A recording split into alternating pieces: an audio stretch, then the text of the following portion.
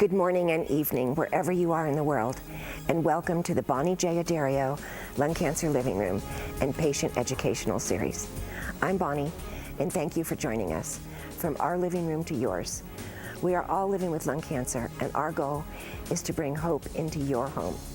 Empowered patients live longer, and our message is simple. We want you to live.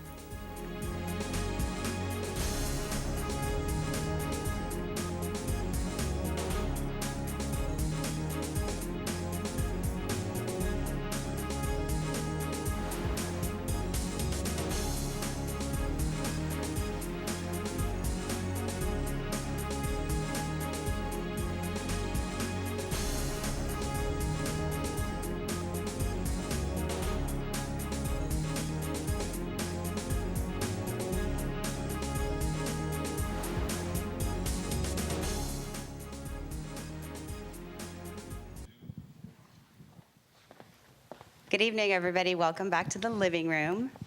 We have a packed house here tonight. I'm very, very, very excited about our program tonight, and I want to welcome all of you online into our living room.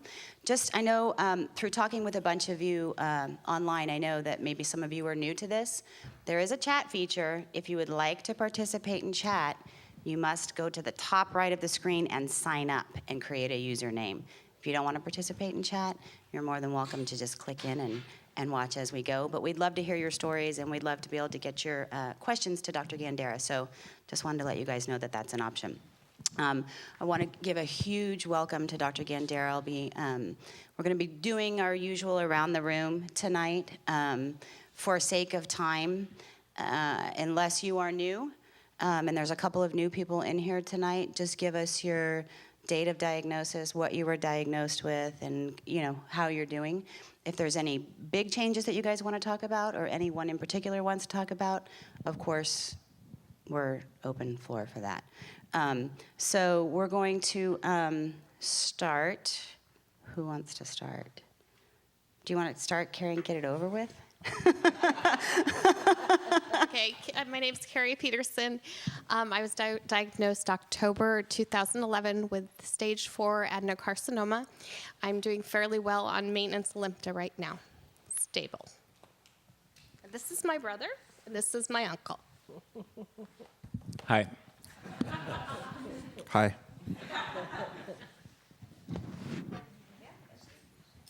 Hi, everyone. My name's Elaine Gray, and I have stage 4. I have been on chemo for 4.5 years.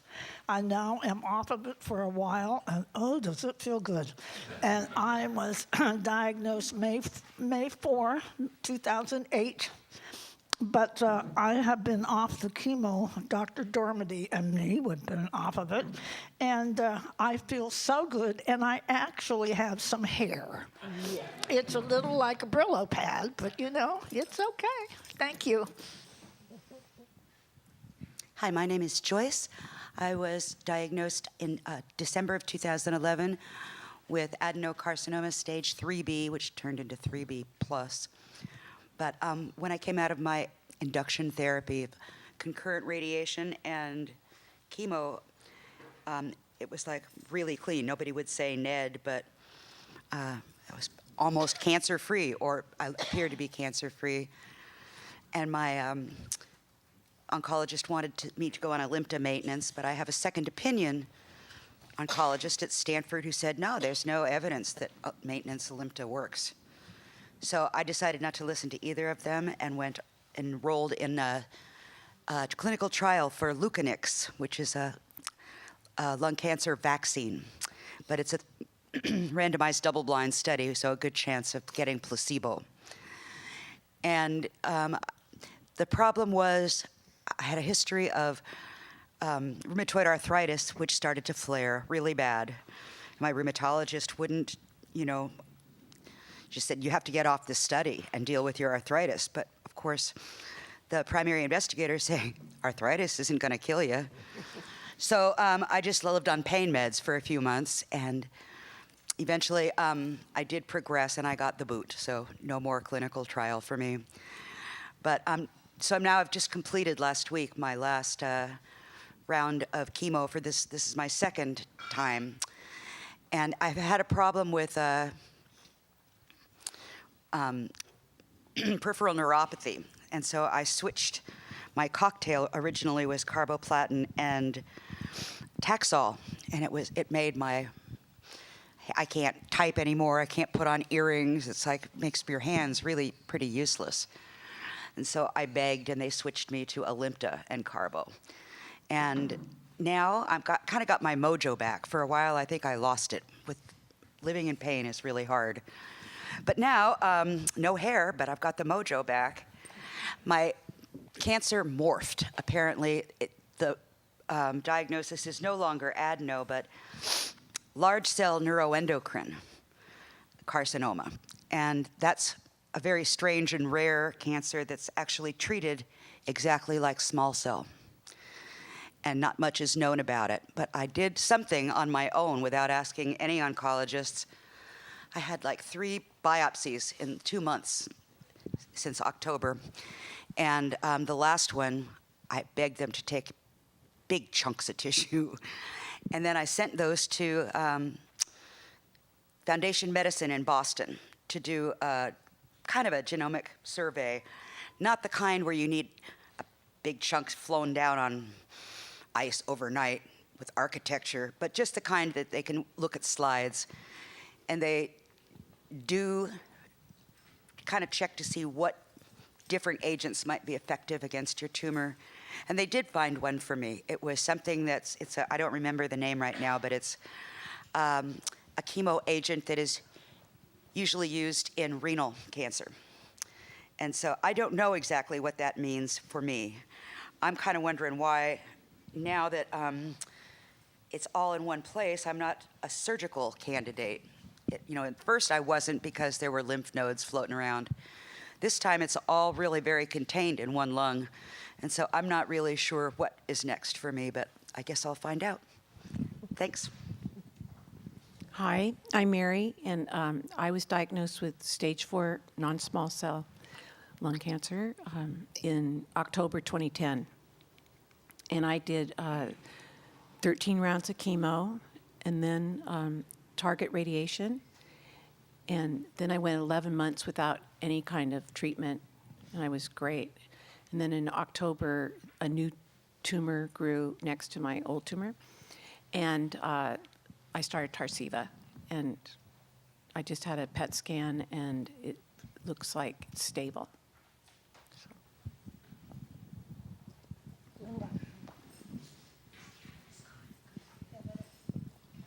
Come on. Hi, I'm Hugh Dubb. My wife is the one who has cancer, not me. She has 4-stage non-small cell lung cancer, adeno lung cancer. And she was diagnosed in about September of 2011. Already it was 4-stage at that time. And now she's about to start some radiation therapy because some lesions have appeared in her brain, particularly in the cerebellum, and so she's having a lot of trouble with balance. And she recently broke an arm because of that. So she's been treated for the broken arm. It's been operated on, and now we're waiting to start the radiation therapy next week. Sorry. Yeah. She's our longest traveler, so she gets to talk. Okay.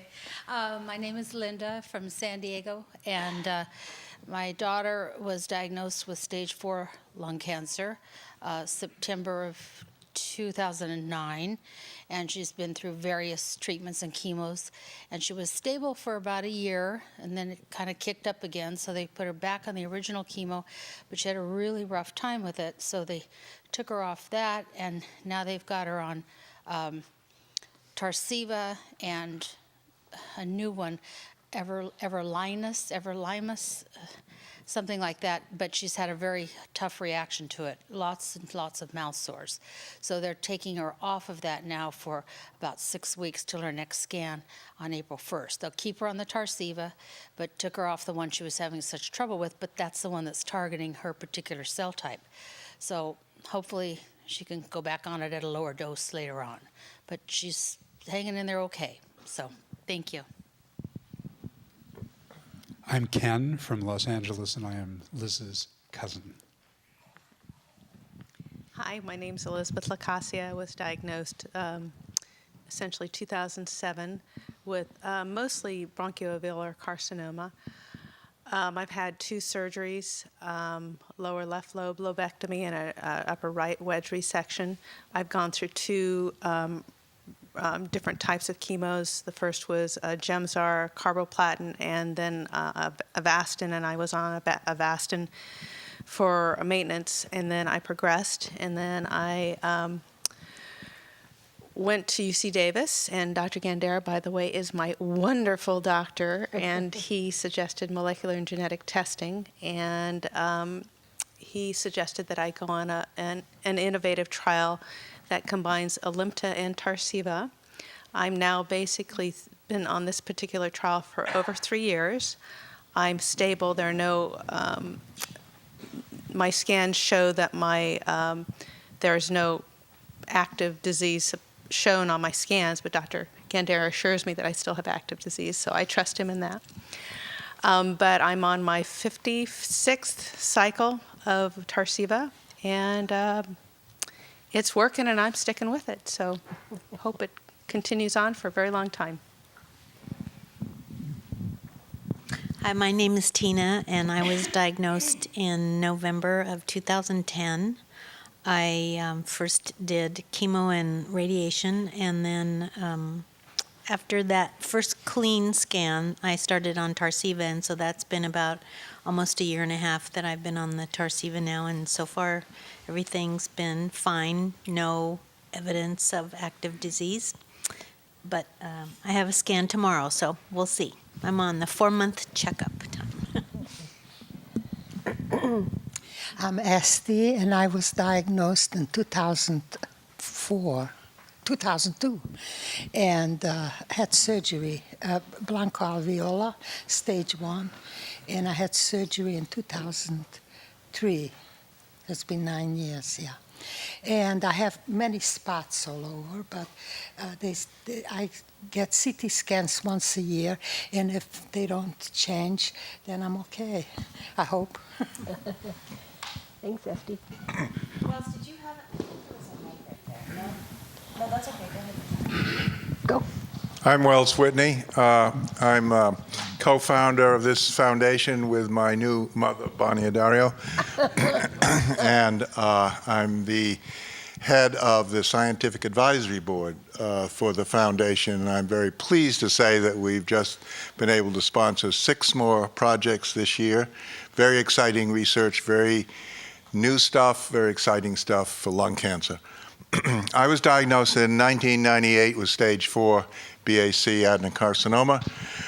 I went through lots of chemo, had a lobectomy for our friend Jablon's, and more chemo, and I've been maintaining myself now for the last 11 or 12 years on Aressa, Celebrex, and Maker's Mark. All old drugs, but they work. Hey, how about that? 11 years, not bad, okay? Be hopeful, be hopeful. Hey, my name's Patrick Richards. I was diagnosed, I'm the new kid on the block, I guess, Yeah.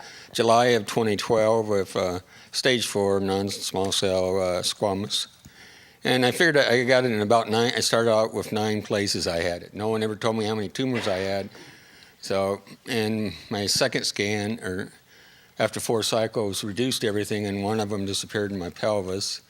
And the last 2 cycles it quit working, and I got rid of that doctor, and I didn't like the second one, and I ended up with Dr. Dormany, and he had something that, he's been having success with, and I've just finished 2 cycles, and that's stopped everything, and some reduction in things, and I started on my 3rd cycle. And first chemo was a cakewalk, the second one not so much. But anyhow, I'm here, and I'm glad to be here. Thanks. But it's working. I forgot to say one thing, that I've been in this game now for 15 years, and I just want to say that Dr. Gandara, I admire so much. He is a fabulous clinician. He is a very caring guy. He's a super researcher, and he promotes and helps all of us. us old folks and the young folks doing research. He's a fabulous guy, and I'm really pleased to see him here tonight. Thank you. You know what? They have a wireless one in the back. It'll probably be easier. Okay, start with the wireless. Somebody. I'm Penelope. I'm here for my mom, Christine. She had treatment today, so she's in the area, but home resting for the night.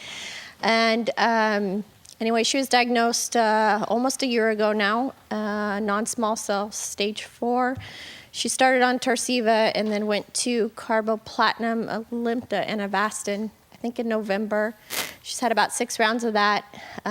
So today was the last planned one for now. We'll do a scan in about 3 weeks, and then we're hoping to do some radiation after that and see where that takes us. So, but she's happy and seems to be feeling well and enjoying all her grandkids. So. And a new one's coming, right? A new Yes, grandkid? two more will be here in Right, May. That'll be right. 9. So. No, my sister's having one. And thank you guys for everything. This past 12 months would have been terrible without this foundation. So thank you guys.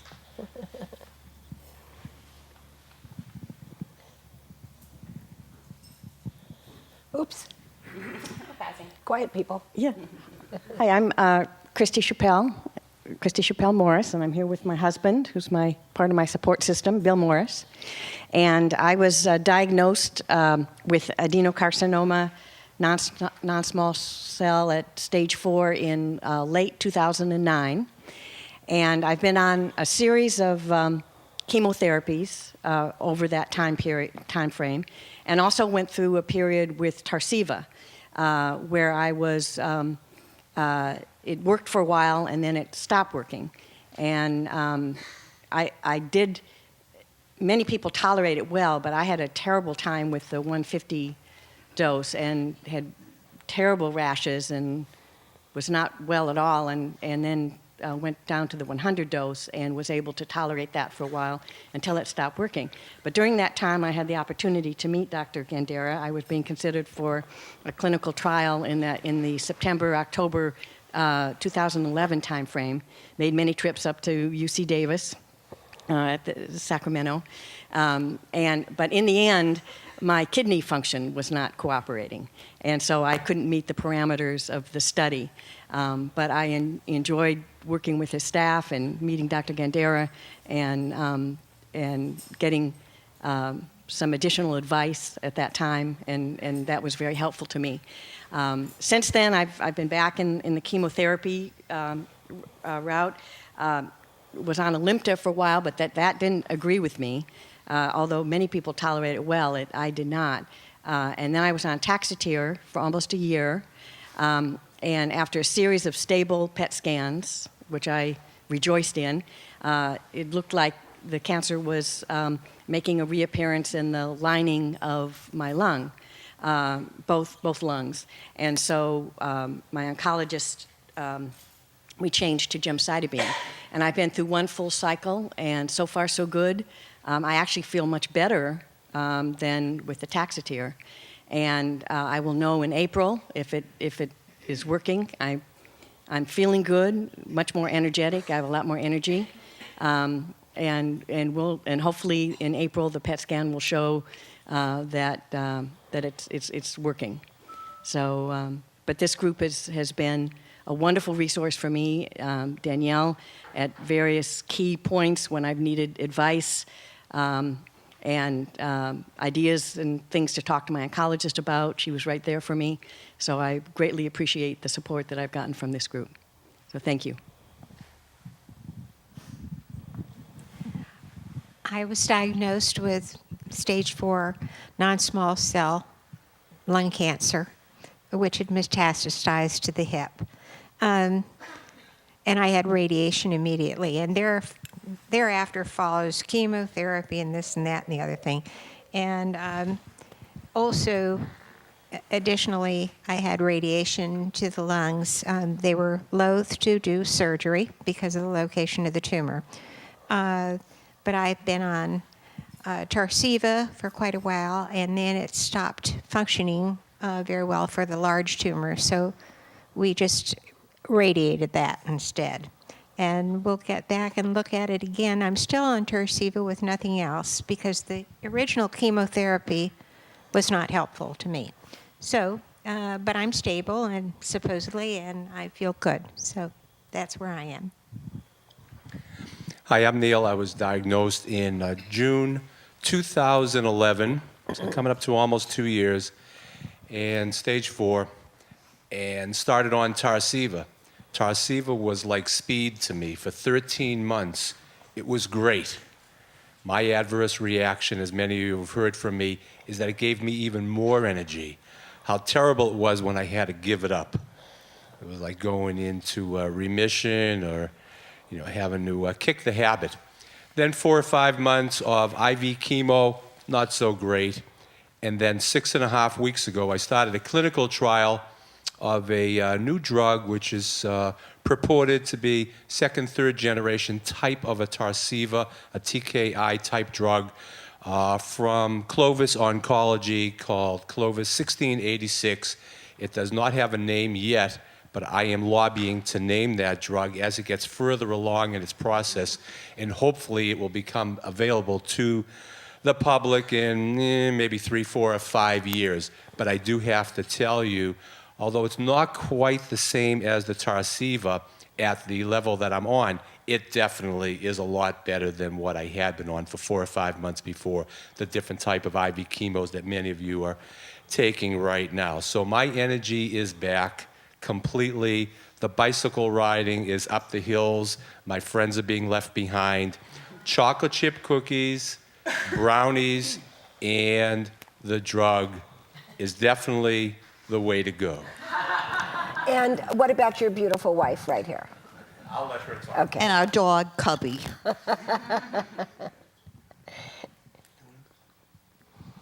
Hi, I'm Shlomi, and I guess I'm the newbie here because I was just diagnosed in last September.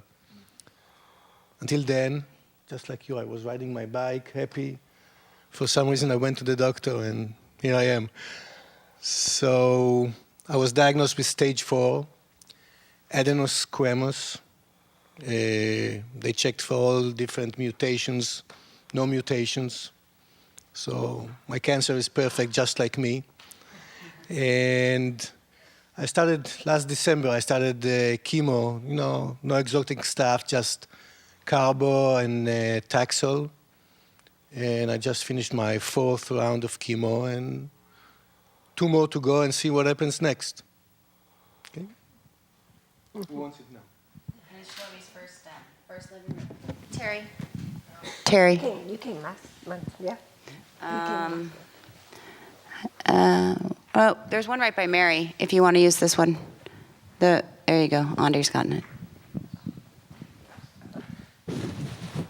Hi, my name is Terry Fry, and I'm here from my daughter, Natalie DeMarco. She's now 35. She was diagnosed March 18th, 2010 with stage 4 lung cancer. And she's went through the 6 rounds of the three cocktails, Carbo, Alimta, Avastin. Then she was on Avastin, Alimta for a while, then just Alimta.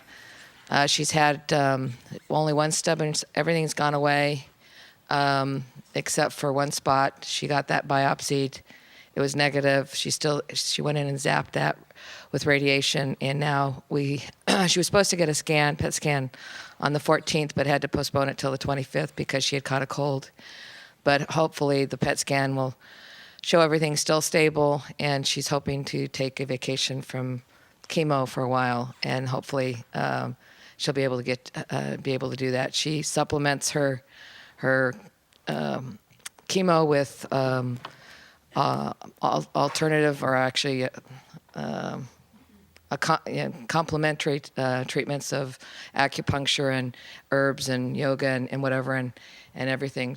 If it wasn't for the cancer, she'd be the healthiest she's ever been. So we also visited Dr. Gandara within the first year that we were up there, and he took some blood and gave us some good advice. And Natalie's regular doctor is Dr. Wakely, and so hopefully, we believe that she's going to beat this thing, and she's very hopeful, and She basically lives. She has 2 little girls, and she keeps up with them pretty good. So. And she has a Ross marker in her pocket. Oh, that's right. She was diagnosed. When her tissue was back east at Boston for testing of ALK. This was way back in 2010. She was tested. She was one of the first ones that were tested with positive of the Ross marker. So we always have that as our plan B. So when she goes on her chemo vacation, if it does start growing, we have that to fall back on. So. But I want to thank the foundation for everything that they've done for us. So I think that's everybody. So now I would like to introduce the star of the night, whom all of you evidently know. I'm hoping that after I sent you links, you Googled him and looked at all the wonderful things he's been doing, if you didn't already know, Dr. David Gandara. So thank you, Danielle. So I have a microphone on. Can you hear me? Is it okay? So it's a great pleasure to be here. This is the second time that I've spoken at the living room. The last time was almost 2 years ago. And I can tell you that not much has changed. It's a very unique place. The living room concept, you get some food, you get some wine.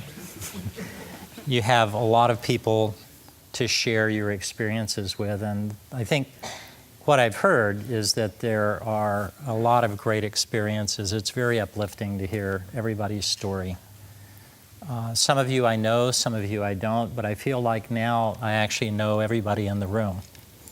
And I have some topics I wanted to discuss with you. The last time I was here, we just talked, and I didn't have any slides, but when I talked to Bonnie and Danielle, I said, well, you know, the old adage is, you know, a picture is sometimes worth 1,000 words. And there's so many things happening now that you have to see instead of just hear about, that I thought having some slides here would help. And so these are the topics that I'm going to discuss. If we run out of time, we run out of time. I'd like to be able to take questions as we go through each of these, so just raise your hand. And the theme here is going to be personalizing lung cancer. This is Bonnie's theme.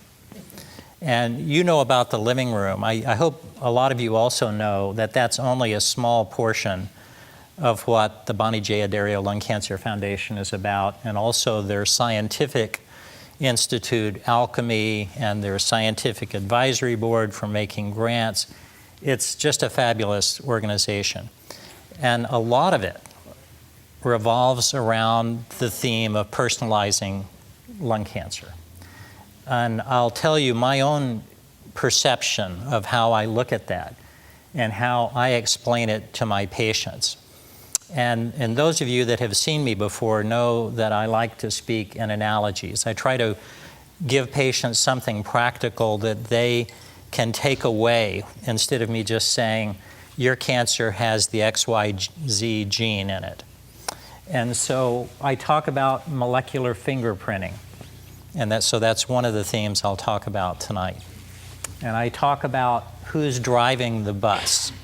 Now, this is a relatively new analogy, and it's because of what we call tumor Darwinism. I think everybody knows about Darwin and the Galapagos Islands and the theory of evolution. And it turns out that happens in cancers, but it happens in different ways in different patients' cancers. So and my analogy about that is a bus, and the issue is who's driving the bus. And then the next one I call of mice and men. I was always a Steinbeck fan.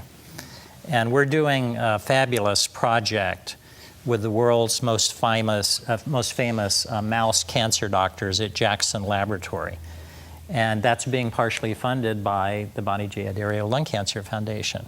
So I want to tell you about what we're doing with mice and how we think it can help patients. And then the last one I call forks in the road. And that's really about all the choices that cancer patients have to make. And when you're at one of those forks in the road, you know, how do you decide which way to go? And so I'll describe that. And then there's one that I actually have used before that Danielle reminded me I didn't put in to the discussion, and it's the lock and the key.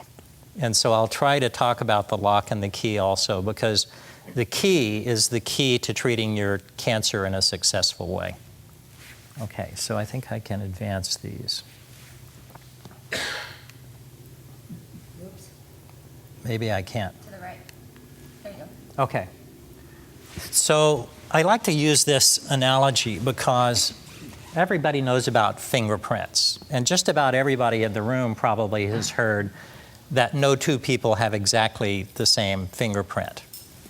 And I make the analogy that that's much like your cancer. Believe it or not, nobody has a lung cancer that is exactly like somebody else's, no matter what you may hear from anyone. And I'll show you the reason that I say that. And so it is very similar to a fingerprint. The problem is with all the abnormalities we can find in the cancer, we have to decide which one is actually driving your cancer. And that's the next topic. That's who's driving the bus. So this is really, I think, a very good one. And it allows patients to put in perspective their own cancer and the molecular biology. I heard so many people tonight talking about they got molecular testing or they're on Tarceva because a mutation was found in their cancer. That's just the first step in all of this. And so the way I present this to my patients, and this is a great slide for this, I've shown this slide all over the world, is about 10 years ago, this is how stage 4 non-small cell lung cancer patients looked to their oncologist. If you see all these cartoon figures look exactly the same, they're all the same color, and if an oncologist had a room full of lung cancer patients who were stage 4 and they were non-small cell lung cancer, they all got treated the same way. So what's happened in the last 10 years is we found out that these are actually different. And so this patient up in the left-hand corner, for example, is a 65-year-old male. And this patient has some specific abnormalities in the cancer that now we can use to treat that cancer. And the first one of these is what's called a KRAS mutation. Now, I didn't hear anybody mention that in the room tonight, but we now have several new classes of drugs against this mutation. So just like Tarceva is against a mutation called EGFR, and crizotinib is against a kind of a mutation, a fusion, called ALK. We now have drugs for KRAS. And we have 3 clinical trials at UC Davis all going after that particular gene. And it's a nasty one. In other words, it's one that doesn't respond to Tarceva and so forth. The other thing that this patient has in their cancer is they have a high amount of a gene called ERCC1. And what that gene does is, in theory, it's good for you. It allows, if you have cells in your body that have been damaged, let's say you have a sunburn, it allows your bodies to repair the damage to those cells. But if the cells are in a cancer, that means when you get chemotherapy, like carboplatin, and you have a lot of this gene in your cancer, that means your cancer can repair the damage and the cancer cells don't die. So again, here are 2 genes where we're finding we can use this information to treat cancer patients. Well, this patient up in the right side is a young woman, 39 years old. Now, Bonnie, and we've had patients in this living room before who are in their early 20s. So 39 may seem young. It's not anywhere near the youngest of the patients that we're seeing now with lung cancer, many of whom have never smoked and don't even have secondhand smoke. So that's another story. But anyway, this is a young patient. And this particular patient does have one of these EGFR mutations, like several of you in the audience do. And so that's a good patient to treat with what we call erlotinib, you call Tarceva. Of course, some company that's located close to here wants you to call it Tarceva because that's the brand name, right? So erlotinib is a lot harder to say, and that's the generic name. So the issue with this patient is, what do you do once that tarsiva stops working? And I'll come back to that later with of mice and men. And then the third patient, this patient, is a 54-year-old male. And this patient has an ALK fusion in their cancer. So I'm not going to show you any more of the patients, but the point I'm trying to make is that these are not the same patient. They're all very, very different. And today, in 2013, oncologists who know about lung cancer will know that they're different, and they're going to treat them very differently, just the way a lot of you in the room are being treated differently because they found these abnormalities. Now, sometimes we don't find one of these abnormalities, and we still can find a good treatment. So like for Elizabeth, we tested for these things, and they weren't there. But we derived a treatment for what's called wild-type EGFR. So that sounds pretty sexy, wild-type. And what it means is that the gene is normal. I don't know why. I think wild-type probably had to do something with Drosophila flies. But at any rate, it means you don't have the mutation. But we found a treatment that works actually in patients who don't have the mutation. Okay.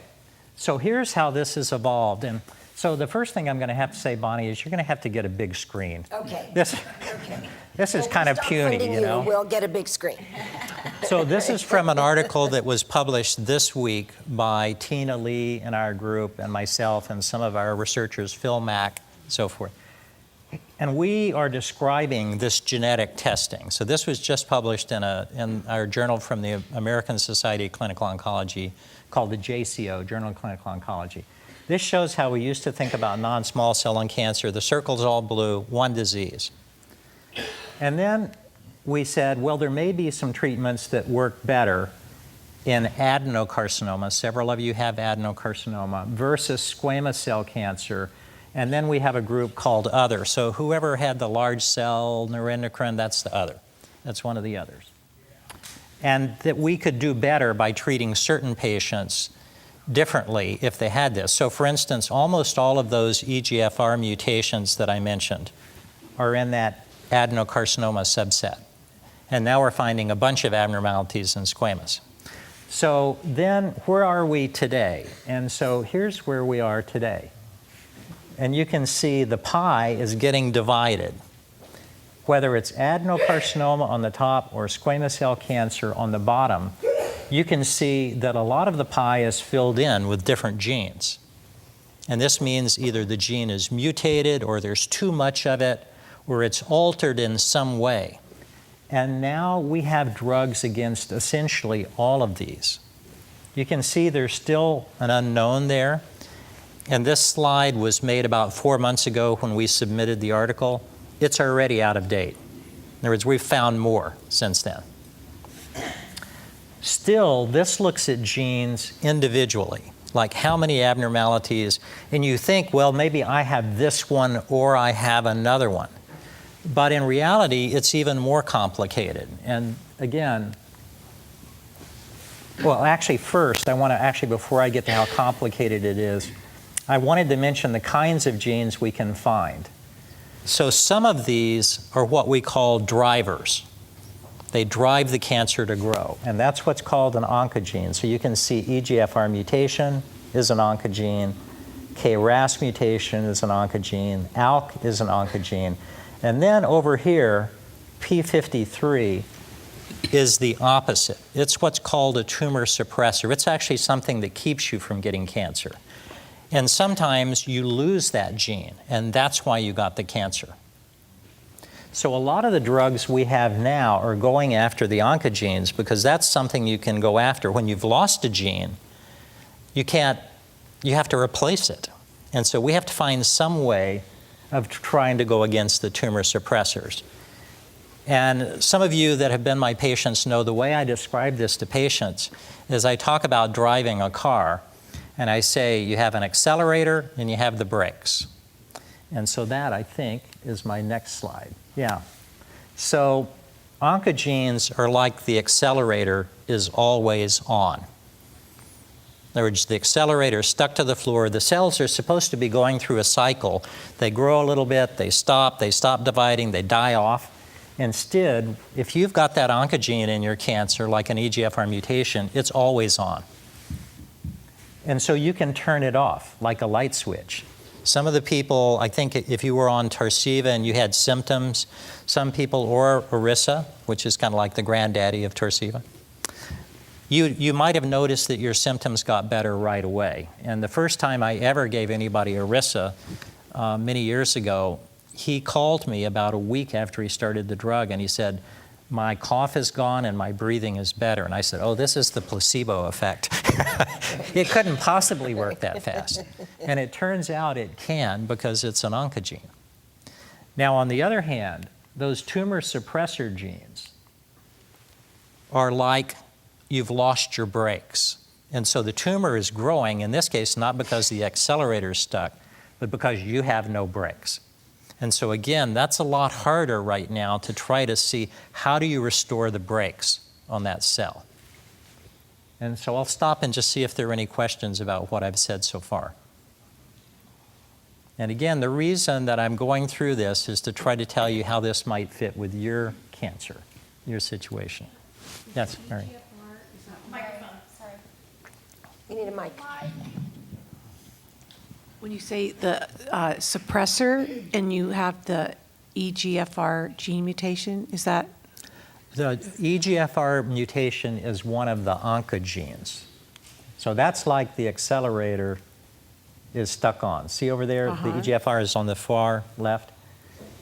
So that's like the accelerator is stuck on the floor, causing the cancer to grow. Okay, and then the tumor suppressor. The tumor suppressor is like the P53. There are a bunch of these. There are hundreds of these. Another one is called RB and so forth.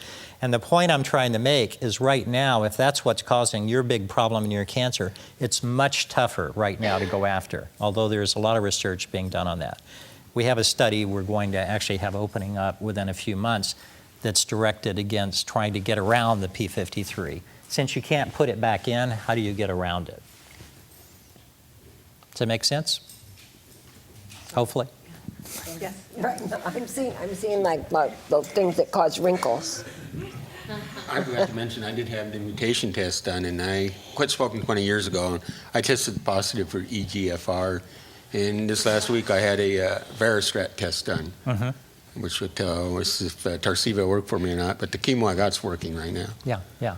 So that's a great point you make, because a lot of oncologists in the past have thought, well, I'm only going to test for things like the EGFR mutation if the patient's really young, and if it's a woman, and if they've never smoked, and if they're of Asian extraction.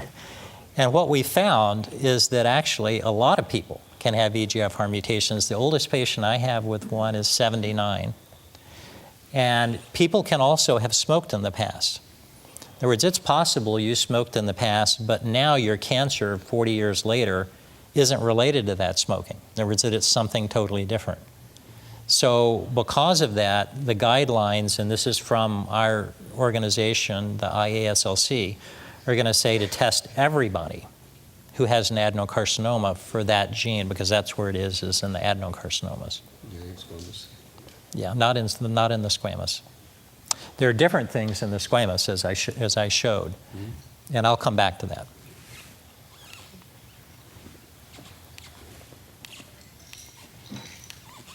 Okay, well, here's the slide. This is my favorite slide. Bonnie has seen this slide. Tony's seen this slide. It's a great slide, and it's complicated, though, so I want to explain it. This is the stuff that comes out at our national meetings, and people go, ooh, ah, ooh, ah. So you're supposed to, right now, you go, ooh, ah. So this shows, on this vertical axis, it's quantitative. So it's the number of mutations for a certain amount of DNA. And then across the bottom, you've got different kinds of cancers. So you've got childhood cancers and hematologic, like leukemia, way over there. And you can see those lines going down. They have few mutations compared to the cancers on the right here. And there's lung cancer, there's adenocarcinoma and squamous cell cancer. They have, on average, 10 times more mutations than those hematologic cancers. So when the pediatricians tell us, you know, we're really successful, we cure 85% of childhood leukemia, it's a simple disease.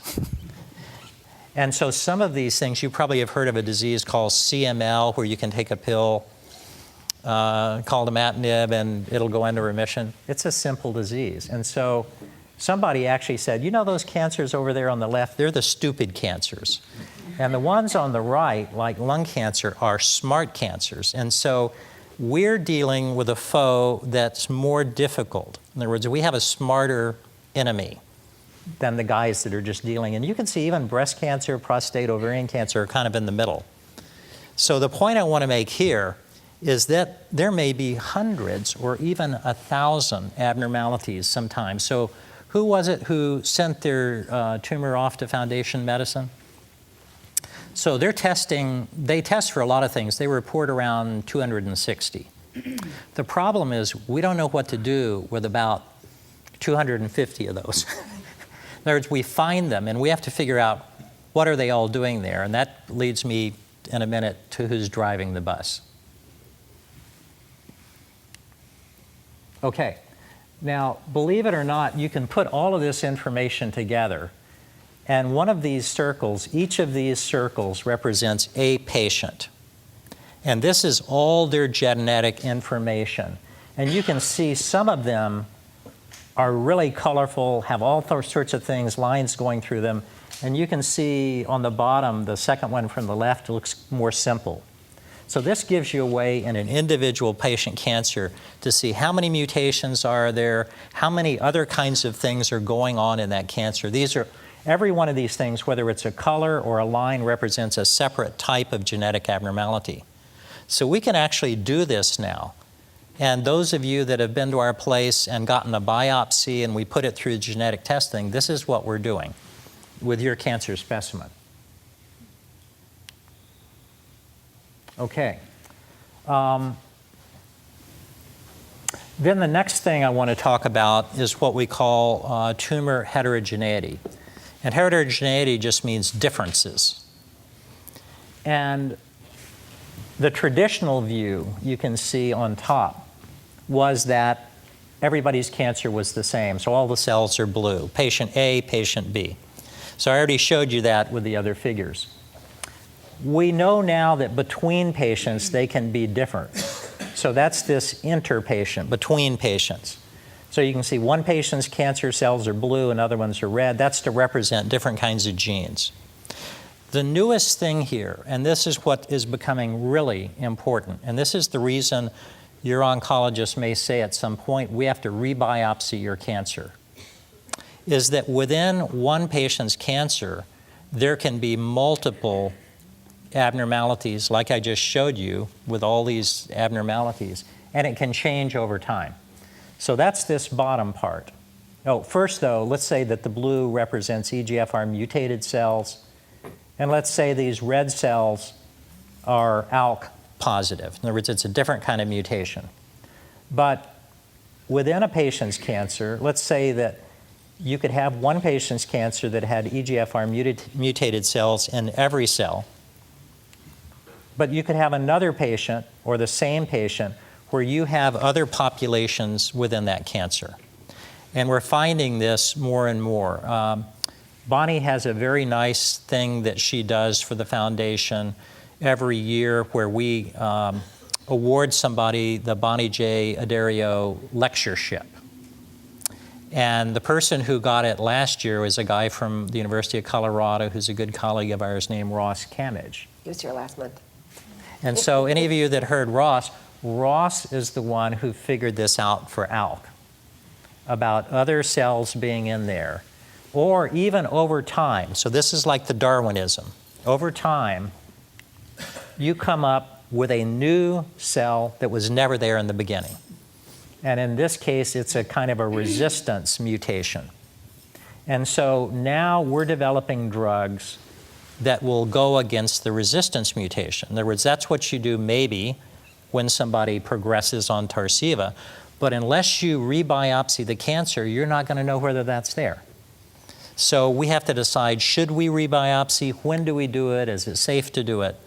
But I guess the reason I go through this is to tell you, when your oncologist brings up things like that, and you say, I have stage 4 lung cancer, why do I need a new biopsy? These are some of the things that he's thinking about. Are there questions on this? Let's say I had the biopsy 2 months ago. Is it possible that the biopsy missed some population, or does it catch all the current population? Right, so that's a great question. I'll just repeat it. If you had a biopsy, does it catch everything? And so the answer to that is it depends on how good the biopsy was. Because not every biopsy is equal, right? And in lung cancer in the past, we got into the habit of sticking these little needles into the cancer and getting a few cells out, because that's all you needed, because you were going to treat everybody the same way. But in breast cancer, we didn't accept that. We said you need a big piece of tissue, because we need to look for HER2 and we need to look for estrogen receptor and all of these other things that were going to tell us how to treat breast cancer patients differently. Now we're in the same situation with lung cancer. So if it's a very small biopsy, yes, we may miss things. And we're actually going more and more toward getting bigger biopsies, or if it's what they call a fine needle, instead of the radiologist putting it in once and that's it, they go psh, psh, psh, psh, psh, and put it in 12 times so that they get much more material. But again, nothing is ever as simple as you think it's going to be. So we're still learning about these things. We're also trying to develop blood tests. We have a grant to actually do that so that we don't have to do all the biopsies, so that in the future we might even be able to just do a blood test and see if there's a change. Or that we can even diagnose somebody with lung cancer earlier by doing a blood test the way they do a PSA for prostate cancer. Yes? Don't they do that now with breast cancer? Is that what you just said? Isn't there a blood test that tells you if there's what kind of cancer is in your system? Yeah, right now there's not what we would call a screening blood test for breast cancer. There is one for prostate cancer. Most people have heard about that. That's called a PSA. And there's a lot of efforts in all of these cancers to develop blood tests. But for example, for 10 years they've been working on ovarian cancer, and they finally did kind of the definitive studies on it. It didn't pan out. So again, a lot of these things, even though they seem promising, you know, as they say, the proof is in the pudding. In other words, you need to really say, does it save lives? Does it diagnose people earlier? Does it change the treatment that they were going to get anyway? So those are all the questions that we have to ask. Okay. So here's the who's driving the bus. This is from an article that we published last year in Clinical Lung Cancer. And it goes through these scenarios. This is what I call tumor Darwinism.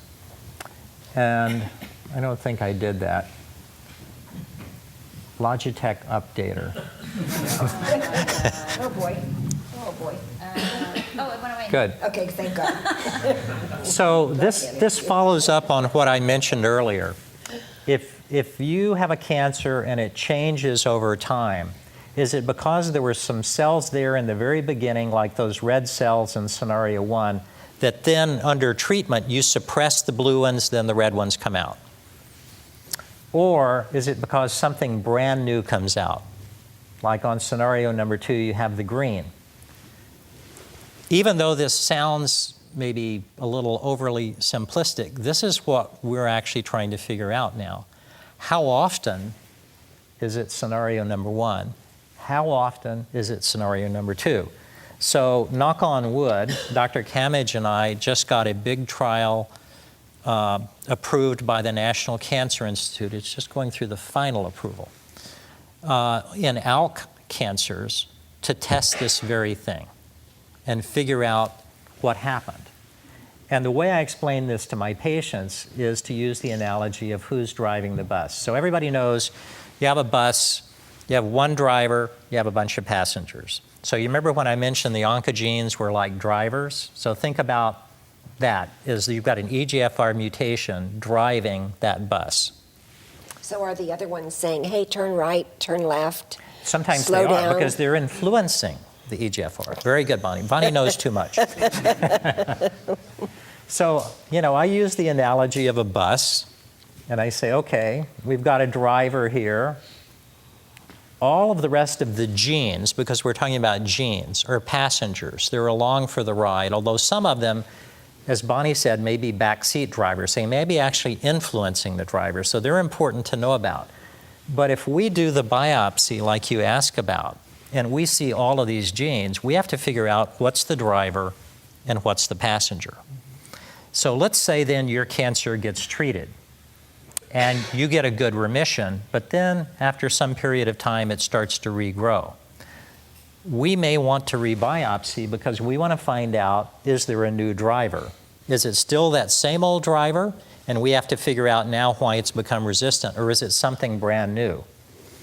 And so Dr. Kamage, believe it or not, found out in some patients with the ALK gene, the ALK fusion in their cancer, they got a drug called crizotinib. They got a great remission. A year later, they relapsed, and he rebiopsied about 20 of them.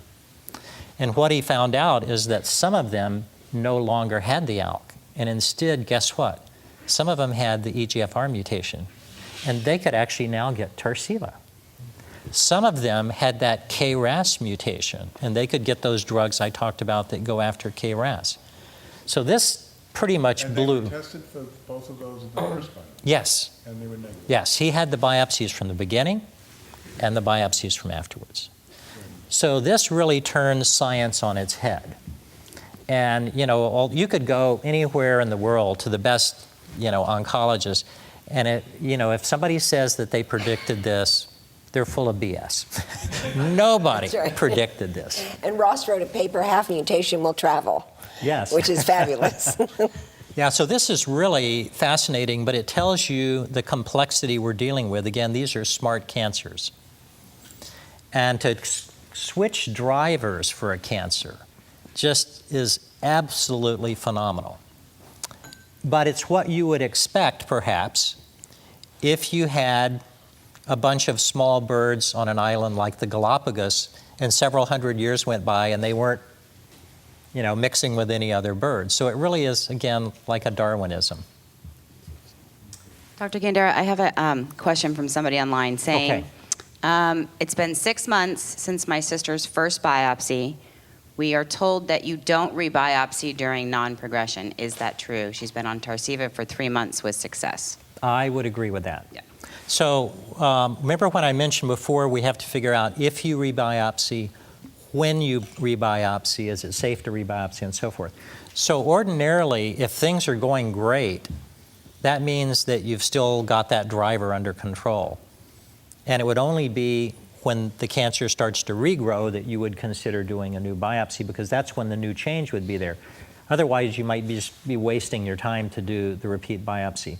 Sometimes if the biopsy was never done in the beginning, even if the patient is stable, we'll still do a biopsy because we want to find out, even if they're doing okay, is there something there that we could have actually done more with?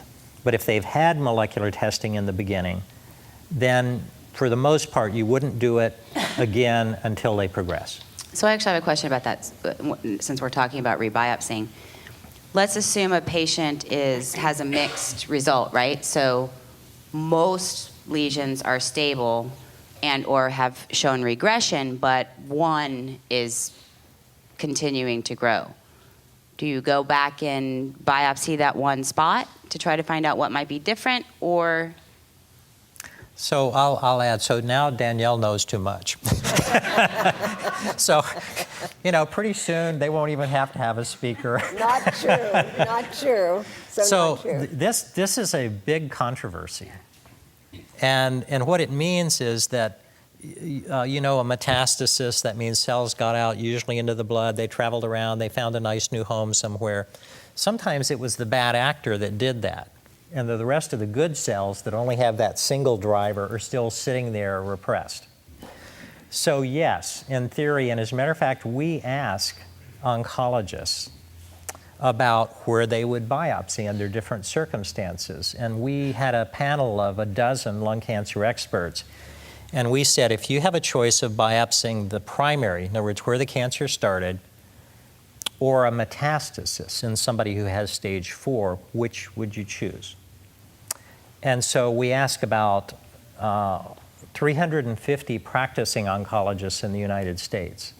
80% of them said biopsy the primary, because that's like the mothership. Oops.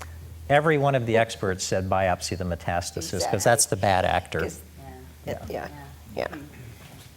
Okay, sorry, before you go on, one more question.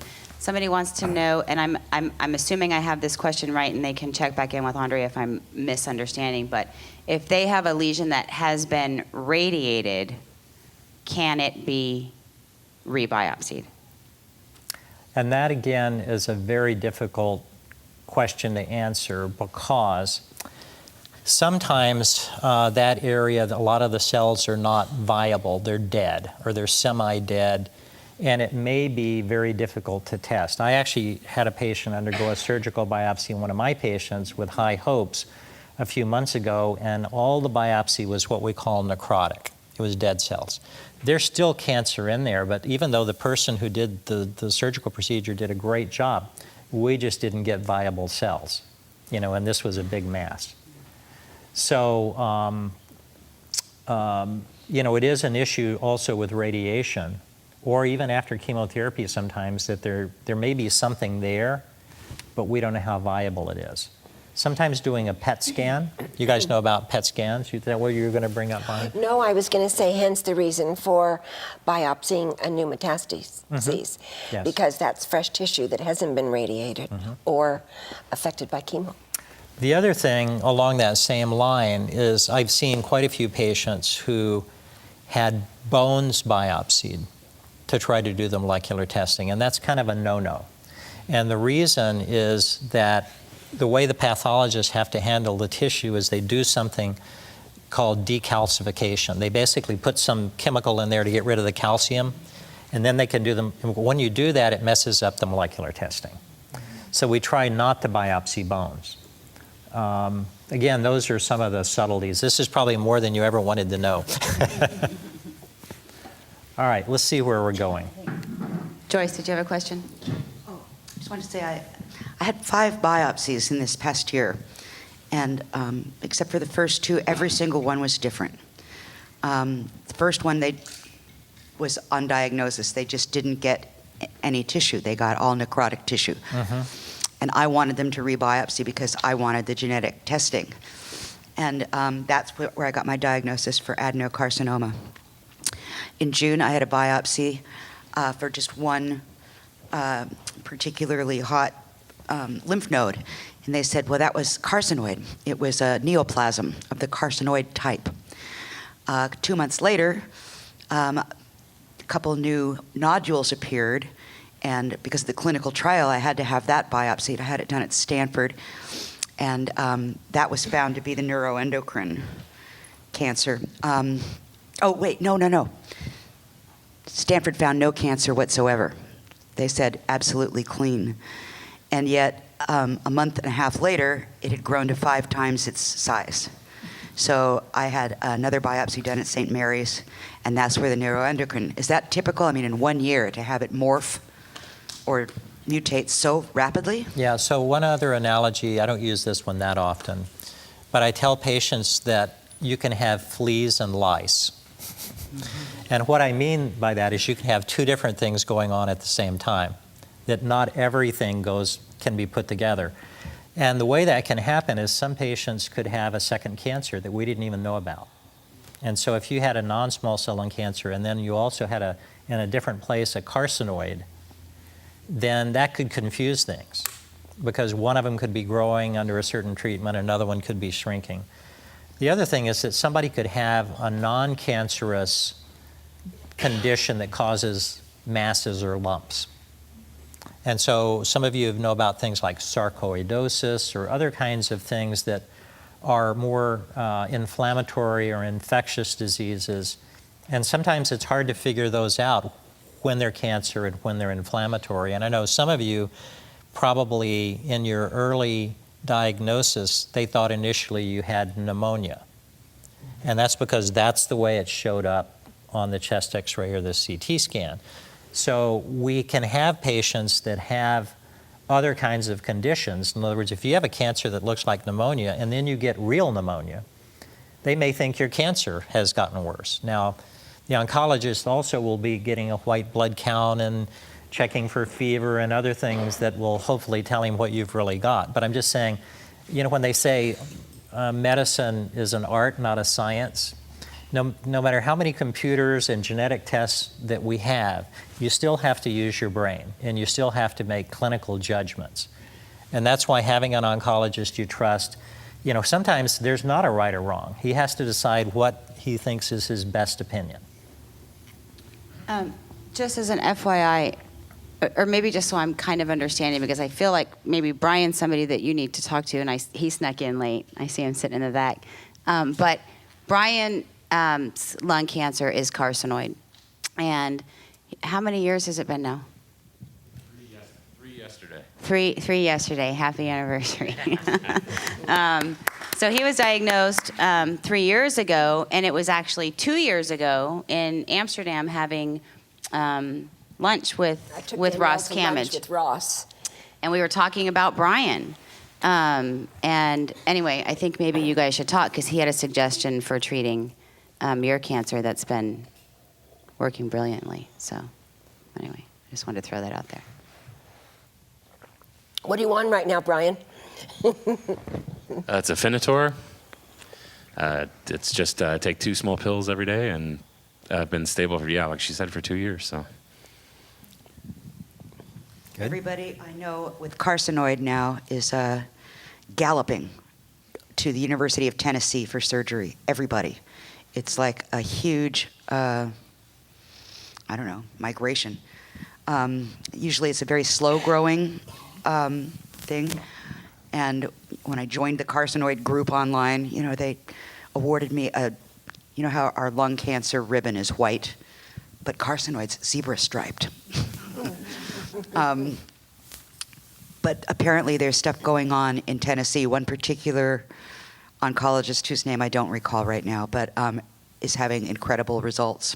And at least a dozen people that I met over the course of 2 weeks decided to go to Tennessee and deal with it.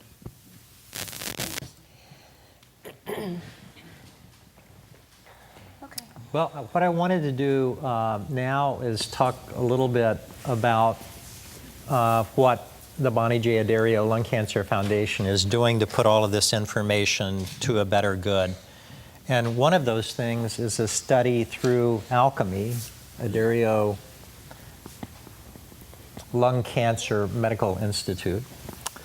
And it's called CASTLE. And you can see this is a protocol, and we've now got many institutions in the United States, large universities, community centers, and international participants as well, where we're collecting specimens, including blood, not only cancer cells. And we're doing these sorts of broad genetic testing on it so that we can actually learn more. Because you can already imagine from what I've told you, every 6 months, if you're an oncologist in lung cancer, it's like you have to go back to school, because we found out 20 new things, basically within 6 months.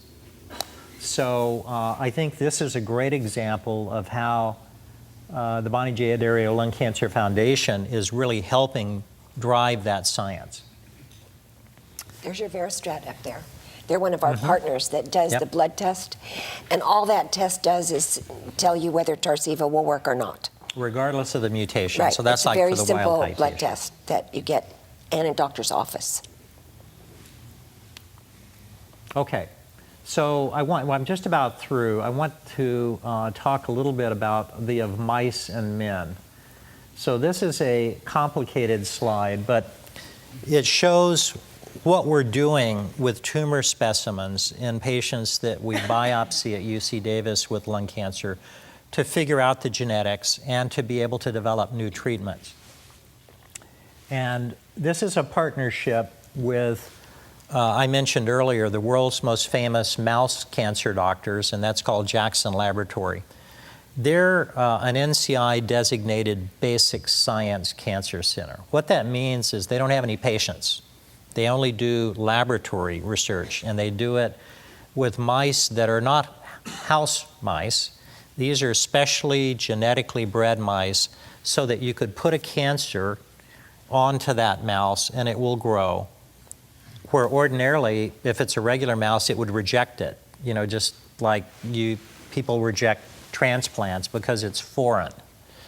Well, these mice will take that cancer and we can grow them, and then a patient, one patient, may have 40 mice, all with her cancer in it. And you can imagine then that we can do many things in terms of looking at different treatments or genetic changes in those mice, because then basically that person's cancer is there forever. We can even freeze some down and thaw it out later, put it in a new mouse so we can have it again. And we put it through a whole series of tests. And I don't want to go through what we're doing, but this includes the things like the foundation medicine. It includes a partnership we've got with a commercial testing, molecular testing group in Los Angeles called Response Genetics. And it allows us to put all this information to use. And this is the current status. We have over 750 individual patients where we've taken a biopsy and put them into the mice. Not all of them are lung cancer, but I'm proud to say that the majority of these, you can see, are lung cancer. So the blue line means those that are still growing, waiting to be what we called established. And the green means that it's established. That means we put it in some mice. Sometimes if it's a small biopsy, you only get one mouse. And so if that mouse kicks off, then you've lost the tumor. I had to tell one poor patient last week, everybody comes into my clinic, they don't say, how am I doing? They say, how are my mice? How's my mouse? Right. And so this one we only had one mouse and that mouse died, and it was just terrible. But sometimes the cancer kills the mouse. Sometimes, the mouse just goes belly up. But if we've got 10 mice, then we're going to have some that survive, and then pretty soon we've got 40 mice or 50 mice or whatever we want. So we've got a lot going on in lung cancer. And I'll show you really how this translates. So you can see a patient gets a biopsy, we put it into a mouse, we grow it into a bunch of mice. That little canister up there is a freezer, so we freeze down some so we have it later. And then all the blue and red lines there, that shows all the genetic testing that we're doing. And then we develop these, what we call models. And so you can see over on the left in red, we have 9 different patient cancers that are KRAS mutation, so forth. And then for the EGFR, each one of these, LG0628, is a patient. LG703 is a very famous patient that everybody knows. And you can see for one of these patients, we have the same patient when they initially presented their cancer. We did a biopsy. And then later, once that patient failed Tarceva, which all of these patients got, we did another biopsy. So now we have her cancer resistant versus sensitive, and we can do testing to show what the best treatment might be and figure out what the genetic abnormalities are. And this slide shows that. This just shows 5 different patients, and the status, all of these have that EGFR mutation, whether it's sensitive or resistant, and then you can see regimens A, B, C, D. We can do this, and we can do genetic testing before we give it the drugs and after we give it the drugs, and figure out what the best regimen is. So in theory, this could help that patient. But in reality, it also allows us to develop a scientific tool that may help thousands of patients. Because as I mentioned earlier, even though all these molecular fingerprints are different, there are certain drivers that are going to be more common or less common. And if we can figure out what the most common are, we'll have a better idea about what the next treatment should be for all the patients, even though we're focusing just on some. And we can also figure out what's not going to work in certain situations. So we think this is a very powerful tool. We're working with the National Cancer Institute on it, and also some other very powerful scientific organizations. Some of you may have heard of Cold Spring Harbor in Cambridge. They're working with us. Anyway, I think it's a very important project, and we're really pleased that the Addario Foundation is helping to support it. Yes? How long does it take to get results from the mouse testing? So it depends on how fast the cancer is growing in the patient.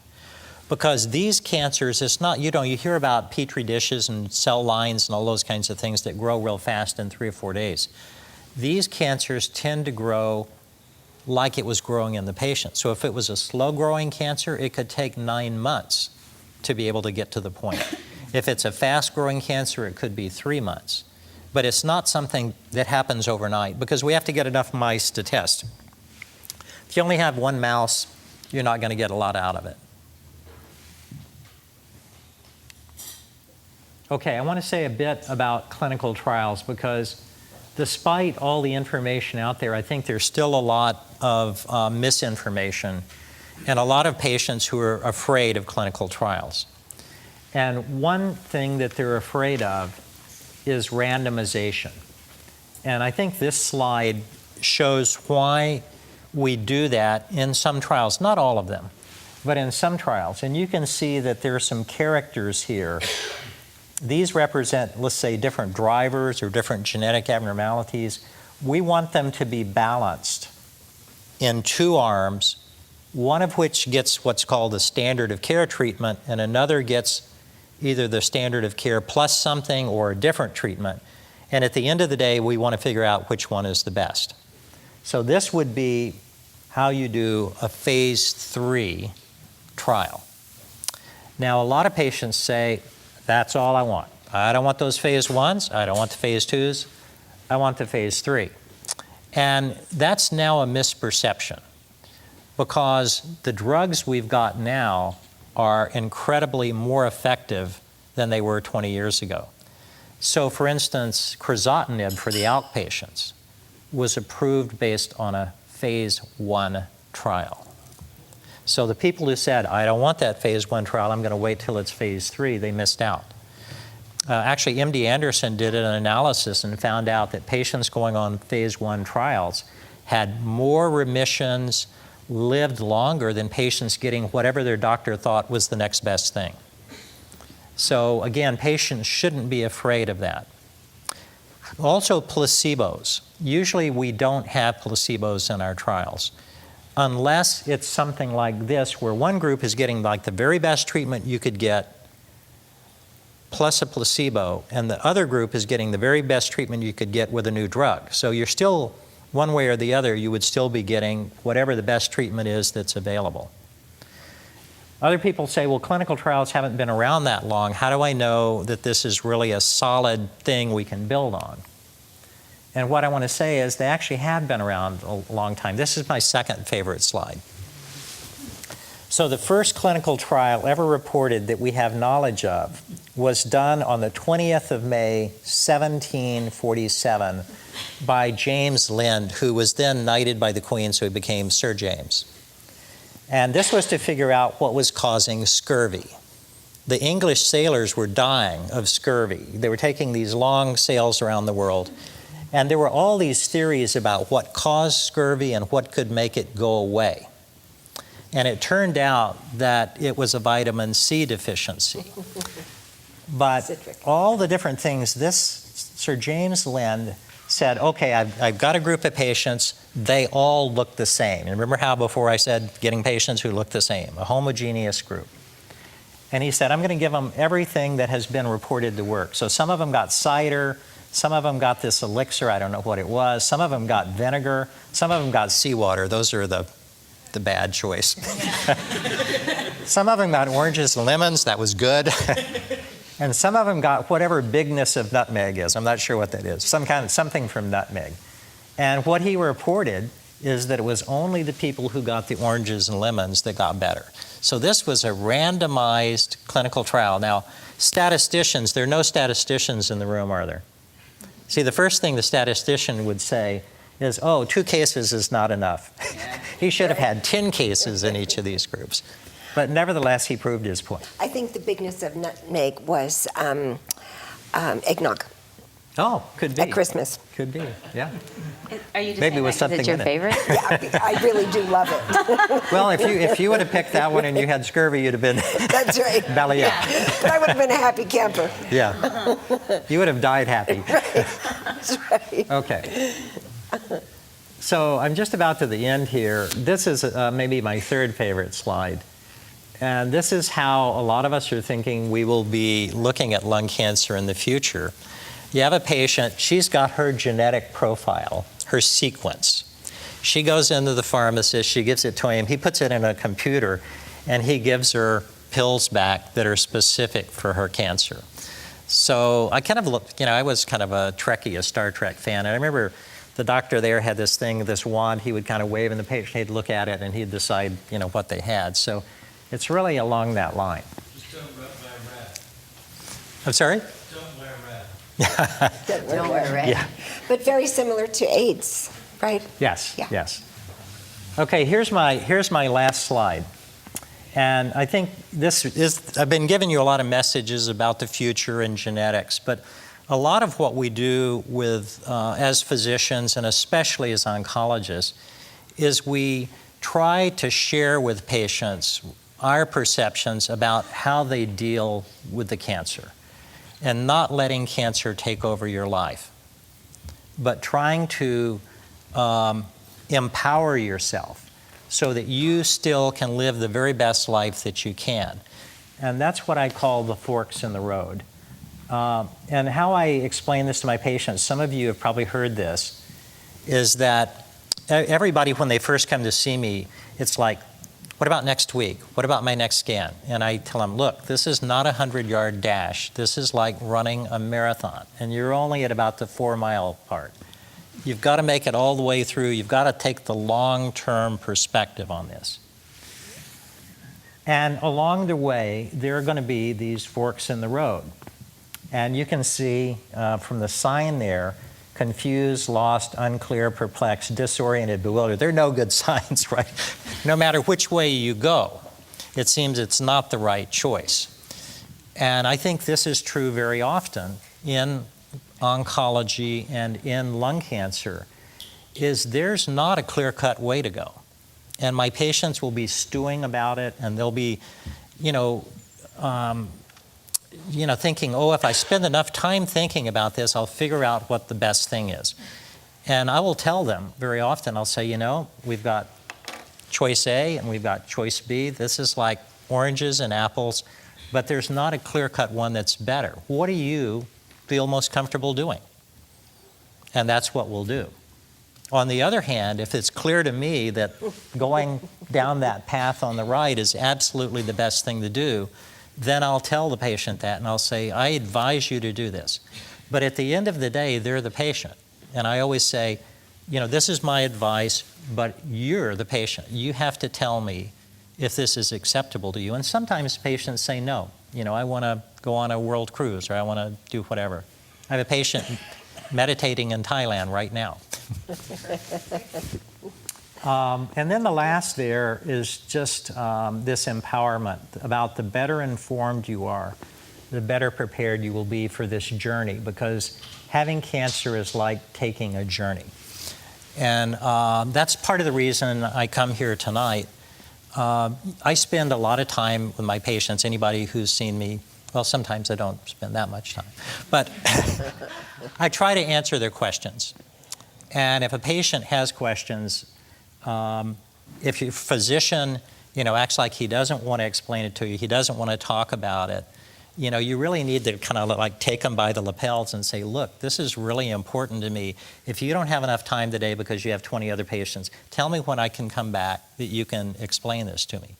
Because the better informed you are, you're going to be more comfortable with what's going on, and you're going to be more comfortable making decisions and making that journey. And so I'll stop now, and if there are any questions, I don't know if we have any time or we're We out. do have a little bit more time, and I have some online questions that I want to make sure to get to. One of them is a patient, actually, they're from Arizona. And Let me guess. And there was an issue with what I was talking about earlier with a mixed result. And the mixed result was an adrenal gland that was continuing to show progression.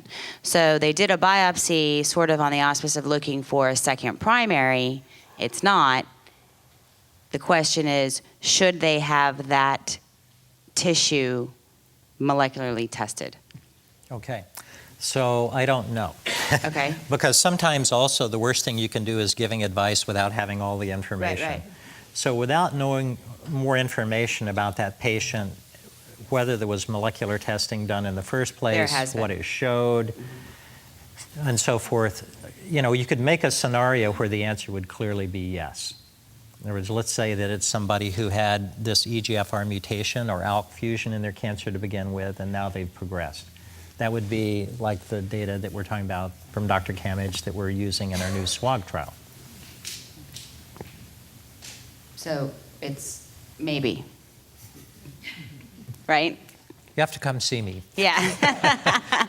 Sometimes I have to tell patients that because I'll get emails or calls, and they want me to give them advice, and I say, I can't do this. Yeah. Without actually seeing you and talking to you and examining you. I mean, if I can, that's great, but sometimes you actually need to go through a lot of complexity. Is there anything, sort of a second half to this question is, non-small cell lung cancer that has spread to the adrenal glands, how common is that? And as far as treatments go, say for somebody who has no mutations, no markers, like nothing came up, how common is that in treatment, and how common is it for it to not respond, I guess is what they're asking. Right. So the other peculiar thing about cancer, and this is not just lung cancer, but other cancers as well, is they have certain spots they like to go to. Sometimes it has to do with vascularity or hormones in that area or whatever it is, because in theory, if you think about cells getting out into your bloodstream, you should all have all your metastasis in your fingers and toes, right? Because that's the end of the line. The cell goes there. But in fact, you don't. And nobody gets metastasis below the knees or below the elbows, pretty much. Nobody gets them. And so there is what we call seed and soil. The seed likes to go into a certain kind of soil. And one of those soils that cancers like to go to are the adrenal glands. That's where cortisol is made, right? That's where adrenaline is made. So maybe that's why cancers like to go there, but for whatever reason, they do. So it's actually pretty common, especially for lung cancer. Adrenal glands don't tend to respond any better or worse than other places. In other words, it responds, usually if it's going to respond one place, it'll respond in the adrenals. That brings up a point, David. Why does lung cancer tend to metastasize to the brain? There's a blood-brain barrier and so forth, and it's not a very desirable soil, is it? Okay, so now Wells knows too much. So when you all know too much, we won't have to have any more speakers. The room will be empty. So cancers, and this is, again, not just lung cancer, but cancers in general do like to spread to the brain. And there are multiple reasons. There may actually be something about brain tissue which attracts the cells to go there. But in addition to that, most drugs don't get into the brain well. And that's what we call the blood-brain barrier. And so if you were Darwin and you were thinking about why can't drugs get into the brain, you would say, oh, it's because when we were primitive and we were running around the middle of Africa, we saw some new fruit and we picked it up and ate it, and it was really poison. You didn't want it to get into your brain. And so this was like a defense mechanism to help protect the body. But it also keeps a lot of chemicals and even drugs like Tarceva from getting into the brain. So some of the brain metastasis is not because the cancer really wanted to go there. It's because that patient outlived what they used to do, you know, in the old days. So let's say that the patient had an EGFR mutation and now they're on Tarceva and they were in remission for 2 years. Well, sometimes cells get out in the bloodstream even once you're in remission. Some of them got across into the brain, but Tarceva didn't get across to the brain. So some of that late relapse, and we see this very often with people who've had long relapses, is in the brain just because they've outlived what they would have done in the past. And so it showed up there.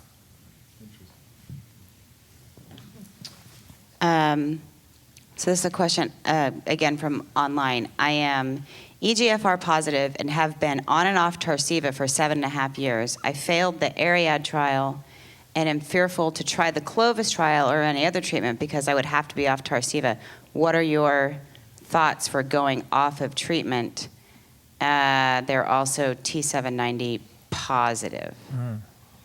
So this, again, is one of those difficult cases, and it shows why you have to personalize or individualize treatment.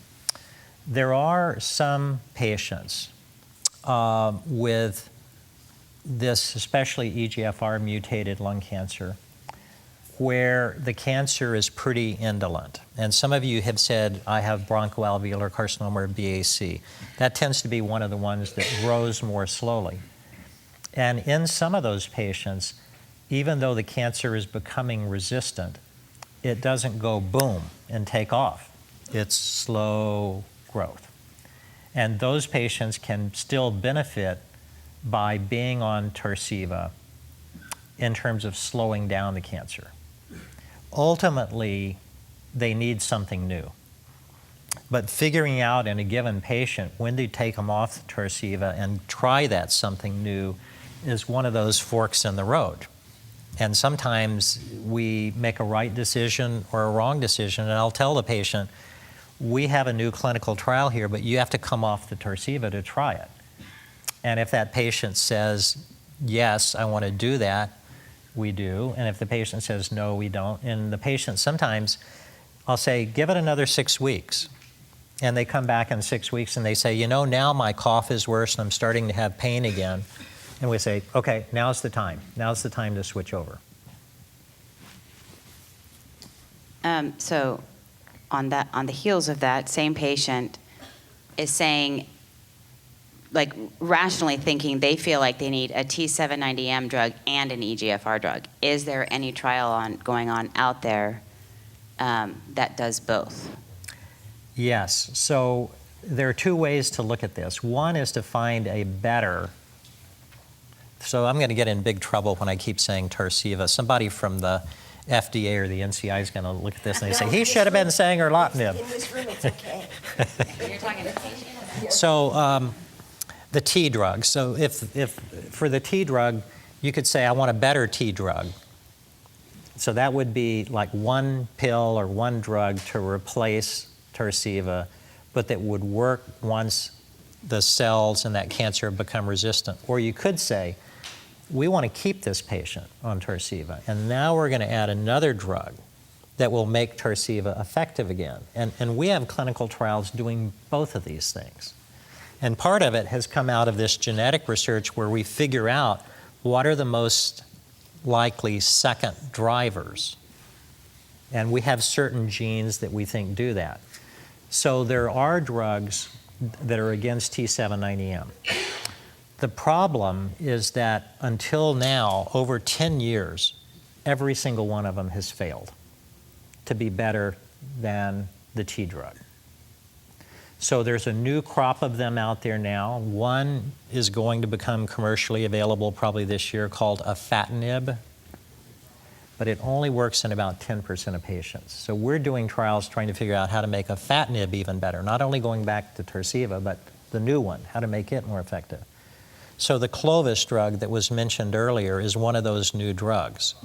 And so the issue is, will it be like the ones that failed in the past, or will it actually be better? And you know, we'll see. Hopefully it'll be better. But what I'm saying is, until you have that breakthrough where one of them really hits a home run. I like to talk baseball too. So my patient will say, well, how am I doing? And I'll say, well, this was a double, over the wall double, or I'll say you hit a home run. So I have to talk about the lock and the key. Maybe that's for next time. So anyway, so again, right now, that's a good strategy to try to find one of those new drugs. We just have to prove it. Sir, I think your Forks in the Road description is very graphic and gives a picture of what you're trying to do. It seems the reality is that almost all, if not all of these drugs, is they buy time. Because Tarceva will become resistant after a while, then afatinib.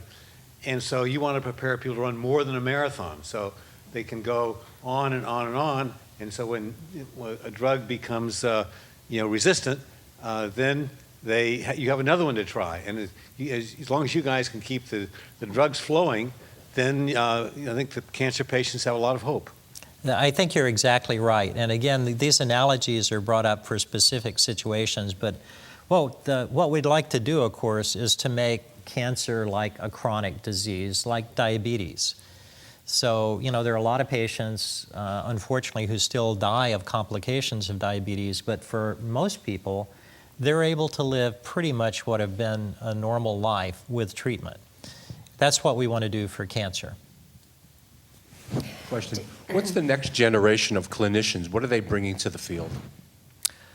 That's a good question. I'm in academics, and so one thing that I do, Wells mentioned this earlier, is I act as a mentor to younger physicians. In oncology, the days of somebody treating all the cancers, a patient comes in, you have stomach cancer, you have breast cancer, you have lung cancer, I'm going to take care of all of these. It's going away, except for small cities. Even private practice now, oncologists are specializing.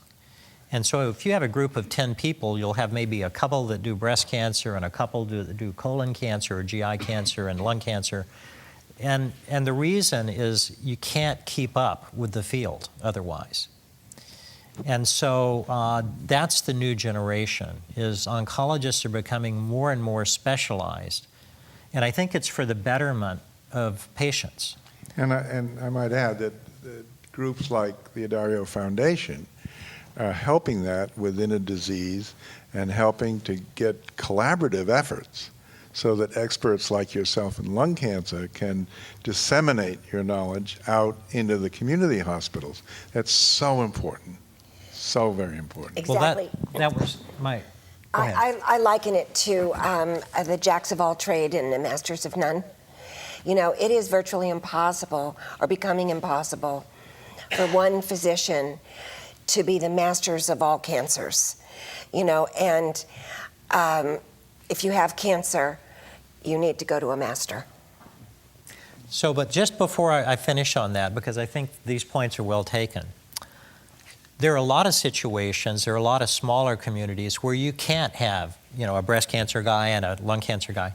And so what I do very often, as a matter of fact, maybe 40% of my patients have a primary oncologist who's a general oncologist, and then they have me as a consultant. So they don't come to see me all the time, but whenever they're at a fork in the road, they come to see me, and I'm working with their local oncologist, wherever they might be from, to help them make that decision about which way do we go next. Or sometimes they do come to me for treatment because we have a clinical trial that nobody else has. I have patients on some of my trials who live in Florida, and I have patients who fly back and forth from Los Angeles. But a lot of times I'm acting as a consultant for a general oncologist so that then he has that sort of expertise.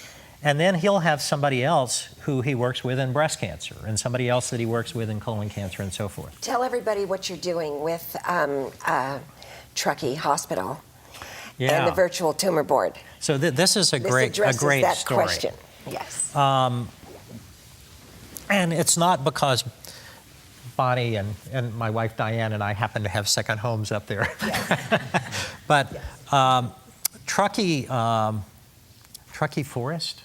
Tahoe Forest. Tahoe Forest Cancer Center in Truckee is a community that, for many years, smaller community that never had a cancer center, never had an oncologist. And they hired a consultant to help them figure out how can they get an oncologist. And they hired a guy from Cedars-Sinai down in Los Angeles named Larry Heifetz, really excellent oncologist. And so at the end of the day, he told them, he said, I don't think you can get anybody who's really, really good because you're small and blah, blah, blah. And then he said, I guess I'll have to take the job myself. And so he and his wife is a radiation oncologist. And so they moved up there and they set up a cancer center. And it has become a partner. We have quite a few partners. We have partners in Modesto, Marysville, all these various places with UC Davis. And they're a direct partner with us. The cool thing about it is that we have virtual tumor boards every week. We have one in breast cancer, GI cancer, lung cancer, et cetera, where we're all linked. I can see them. I can see if they fall asleep, while the tumor board's going on. We do it at lunch, so everybody has their lunch. Everybody can see the CT scans. We have 5 different places that are linked to us. Everybody can see the pathology. You can see who's talking in the room, and we discuss all the new cases. And so my tumor board, of course, is thoracic oncology, lung cancer, but Larry, if it's a Wednesday, it's lung. If it's a Tuesday, it's breast, and so forth. So that allows them to get this expertise. And we have won quite a few awards for this nationwide about this so-called virtual tumor board. So that even the Mayo Clinic came out and visited us about 4 months ago because they wanted to set one up for their network. They have a big network. Yeah. And so we were kind of the model that the NCI suggested them. Yeah. But anyway, it's a fabulous way to be able to share expertise because although I'm a lung cancer specialist, I can't give people a lot of information about surgery or radiation. Somebody else is better to do that. Well, if you have a tumor board with 20 lung cancer experts from all these fields sitting together, or even in radiology, we may be saying we're going to treat it this way, and the radiologist says, wait, guys, did you see this other mass over here? This changes the situation.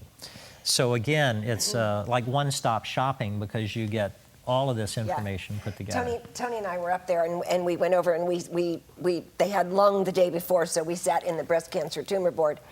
And it was amazing because you have these experts from UC Davis in their room, and they're on one screen, and we were all on the next screen, and the questions were going back and forth about particular patients and what have you. And it's beyond mentoring. It's accessing the masters and bringing them into small community environments and allowing people that are in private practice in small communities to be able to continue to treat all cancers, without having to be the master themselves. But what they're smart enough to do is to access the masters and bring that amazing care to their small community. I cannot just be more excited about anything than that. It's just amazing. Yes. I have a question. Did you say that you have 2 up-and-coming new trials at UC Davis? We have 124 clinical trials at UC Davis. Yeah.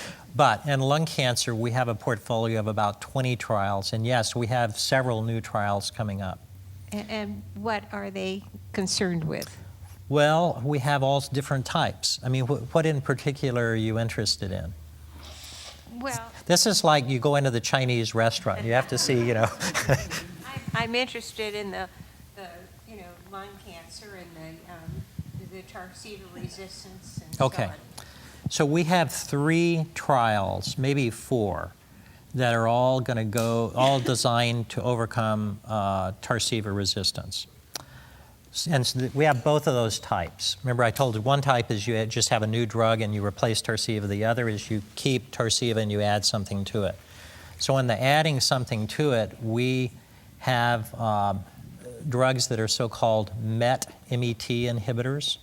So one of those is ARQ197. One of those is INC280. Another one works through a different mechanism. It's called a heat shock protein inhibitor. We have another one that's a hypoxia drug. It turns out when cancer cells, tumor blood vessels are not as good as regular blood vessels, so the tumors don't get enough oxygen. That actually makes them resistant to chemotherapy and other treatments.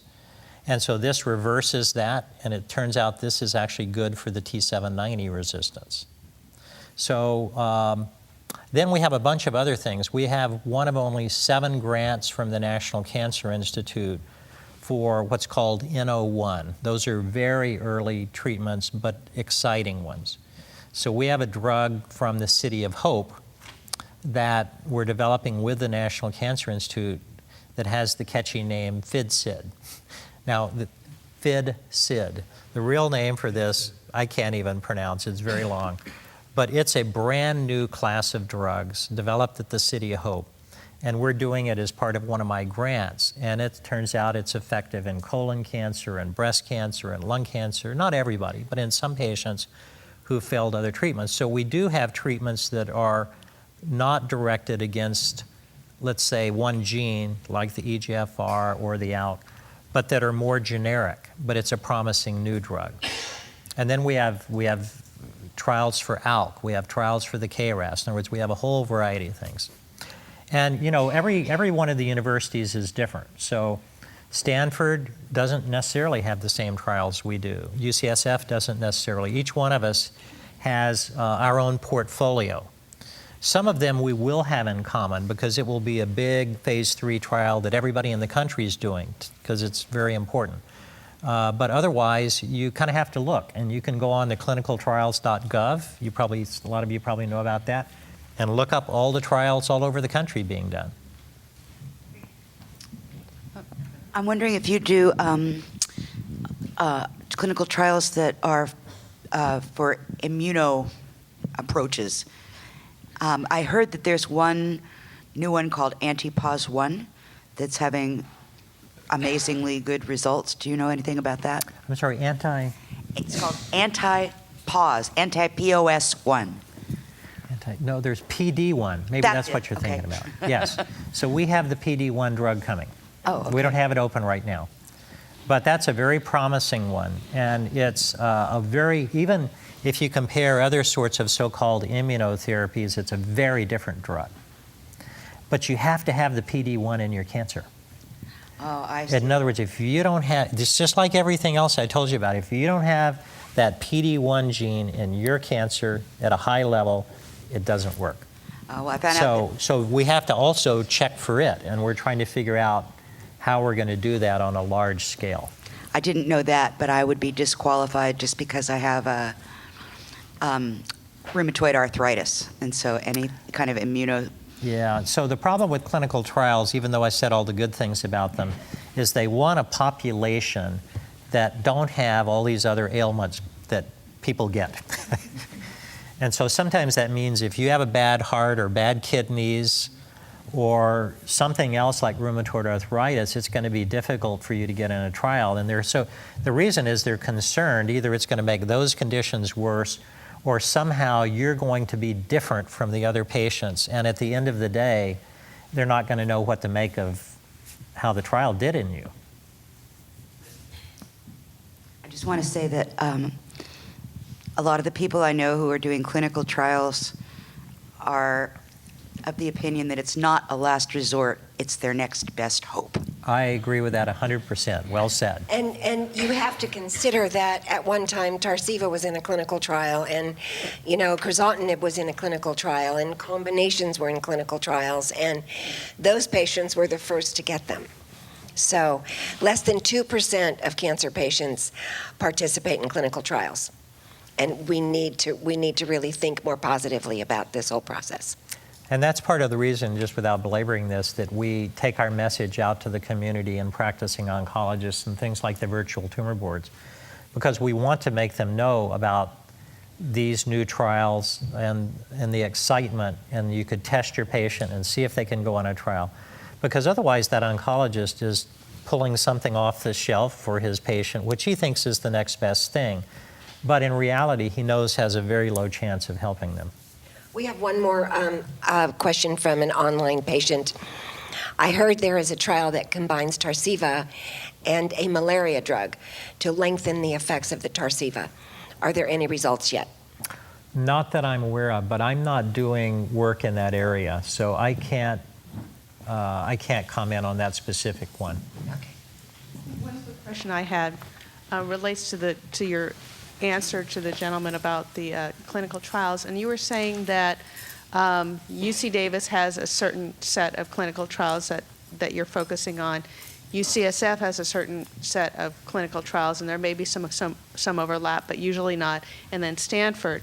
Is there any way for a patient, once they get the testing done and they know, like this lady, for instance, about her particular disease, is there any way to help patients within a community like this find the best place to go to even though, let's say I'm at UC Davis, you may not have, if I progress, God forbid, there may be something at UCSF that might work for me. How does that work where you would say, you know what, you really should be at UCSF for this trial?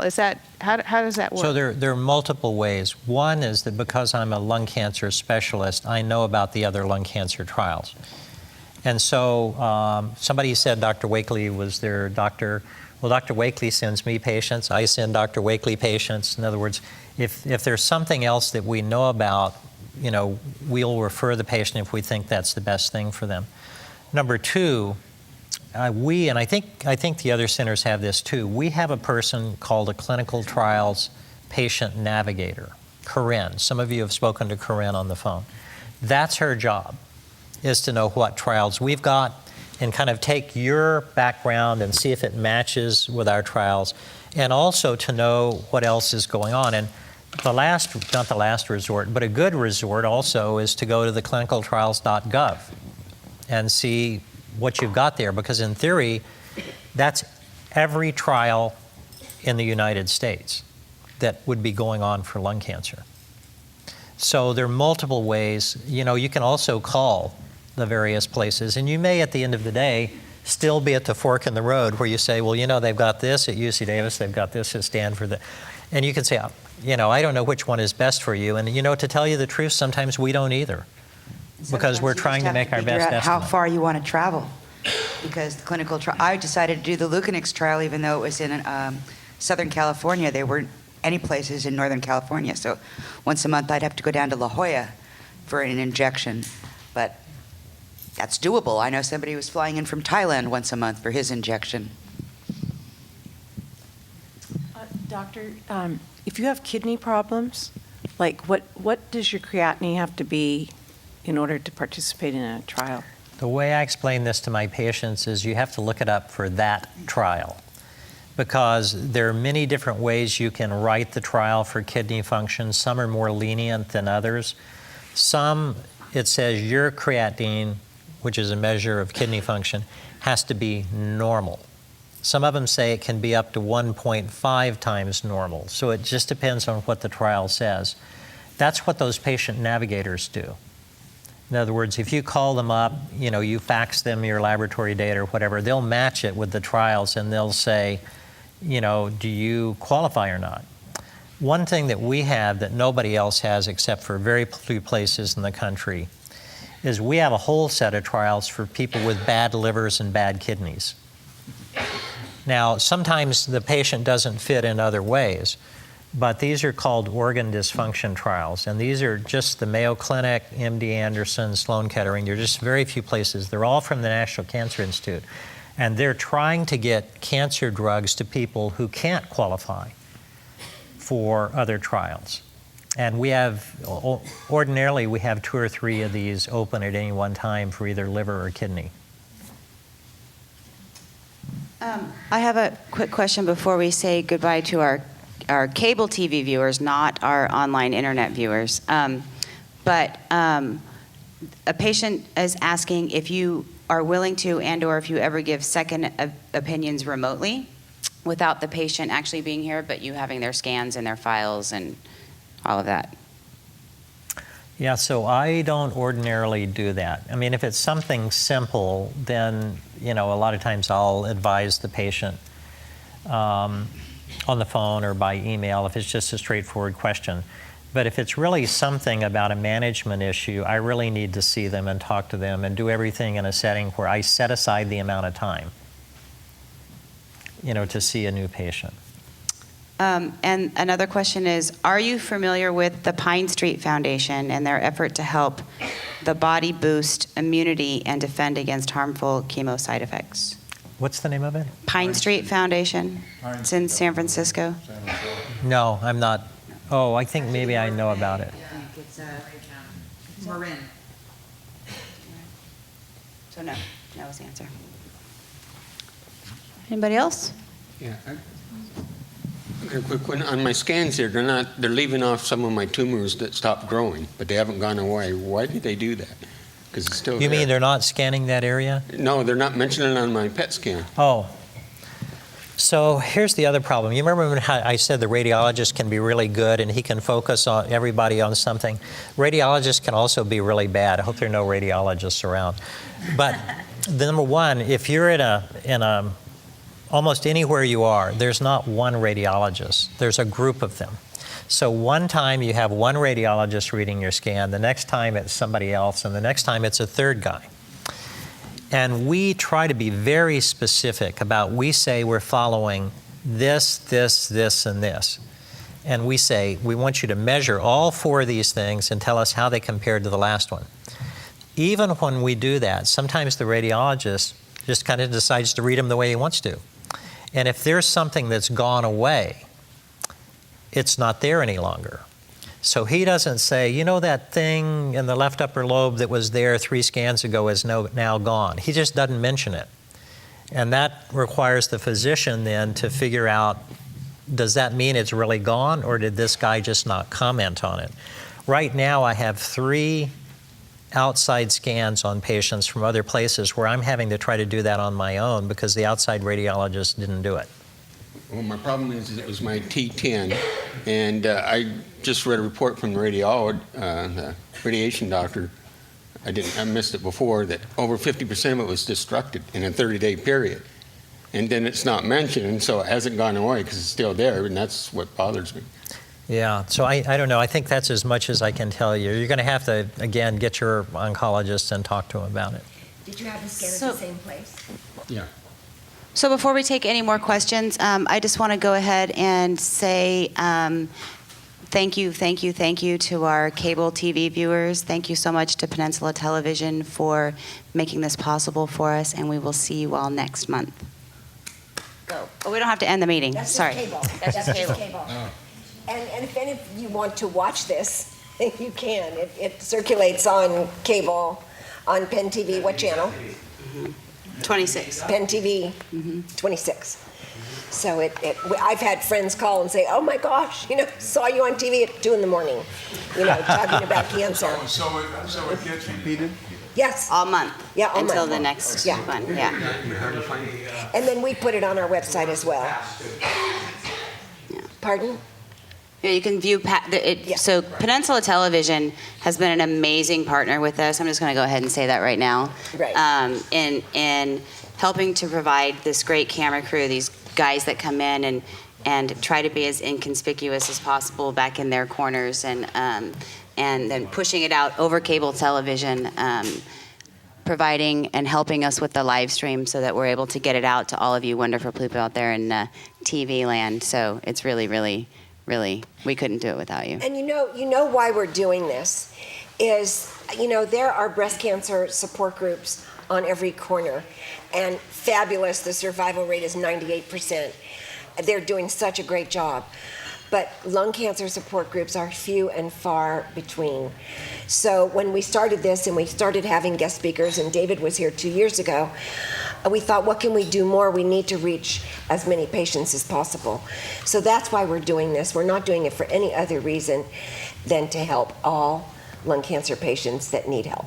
And I know I've said it at past meetings, but the feedback I get from people in, Florida, North Carolina, New York, Arizona, Boston, Chicago, from all over the country. Yes, from well, they're not necessarily watching it live, but they do watch the replays of the show after. Yeah. They are so grateful that we're able to provide you with, like I said at the beginning, such thought leaders in the world, on lung cancer, and provide great up-to-the-minute information. So that's amazing. So if none of you have any more questions, I want to obviously do my big thank you to Genentech for continuing to partner and fund with us to make this possible. I already thanked Penn TV, but again with Penn TV, somebody I've never thanked, and I think we should probably give a thank you to, is the Office Bar and Grill. Because they do provide the food for us at no cost every month. And I never thanked them. So That's right. A huge thank you to the Office Bar and Grill for their food. A couple more things. I want to call out Evie without embarrassing her too much, and thank you for the countless hours she has put in to help us with our new website, prior to that with our newsletter. I mean, she has been an absolute godsend, and I just want to say, without you, seriously, we wouldn't have been able to move it forward. And we're going to put Tina to work very soon, too. Oh, great. Are you coming to work, Tina? Yes. Perfect. Editing, absolutely. Perfect. She said long ago that she wanted to do that. And I want to give a shout out about our next 3 events that are happening, just in case you are in the area. Berkeley, our Berkeley run is coming up on April 10th. March 10th. Sorry, March 10th. I wrote a 4 instead of a 3. And then after that is Gainesville, and I want to give a shout out to Karen Gornberg, who's our champion out there in Florida. And then Dallas to Diane Jordan, who's our champion out there. So if you guys are out there and you're interested in learning more, you know how to find me, and I know how to put you in touch with them. The last, but most certainly not least, of the thank yous tonight goes out to Dr. Gandara. I don't even remember how many years ago it was that I met Dr. Gandara for one of the first times, and I have had nothing but the utmost respect for him. Not only as an amazing physician, but as an amazing human being. So I want to thank him very, very much for taking time out of what I know is a very busy schedule to come here and spend this time with all of you. So thank you.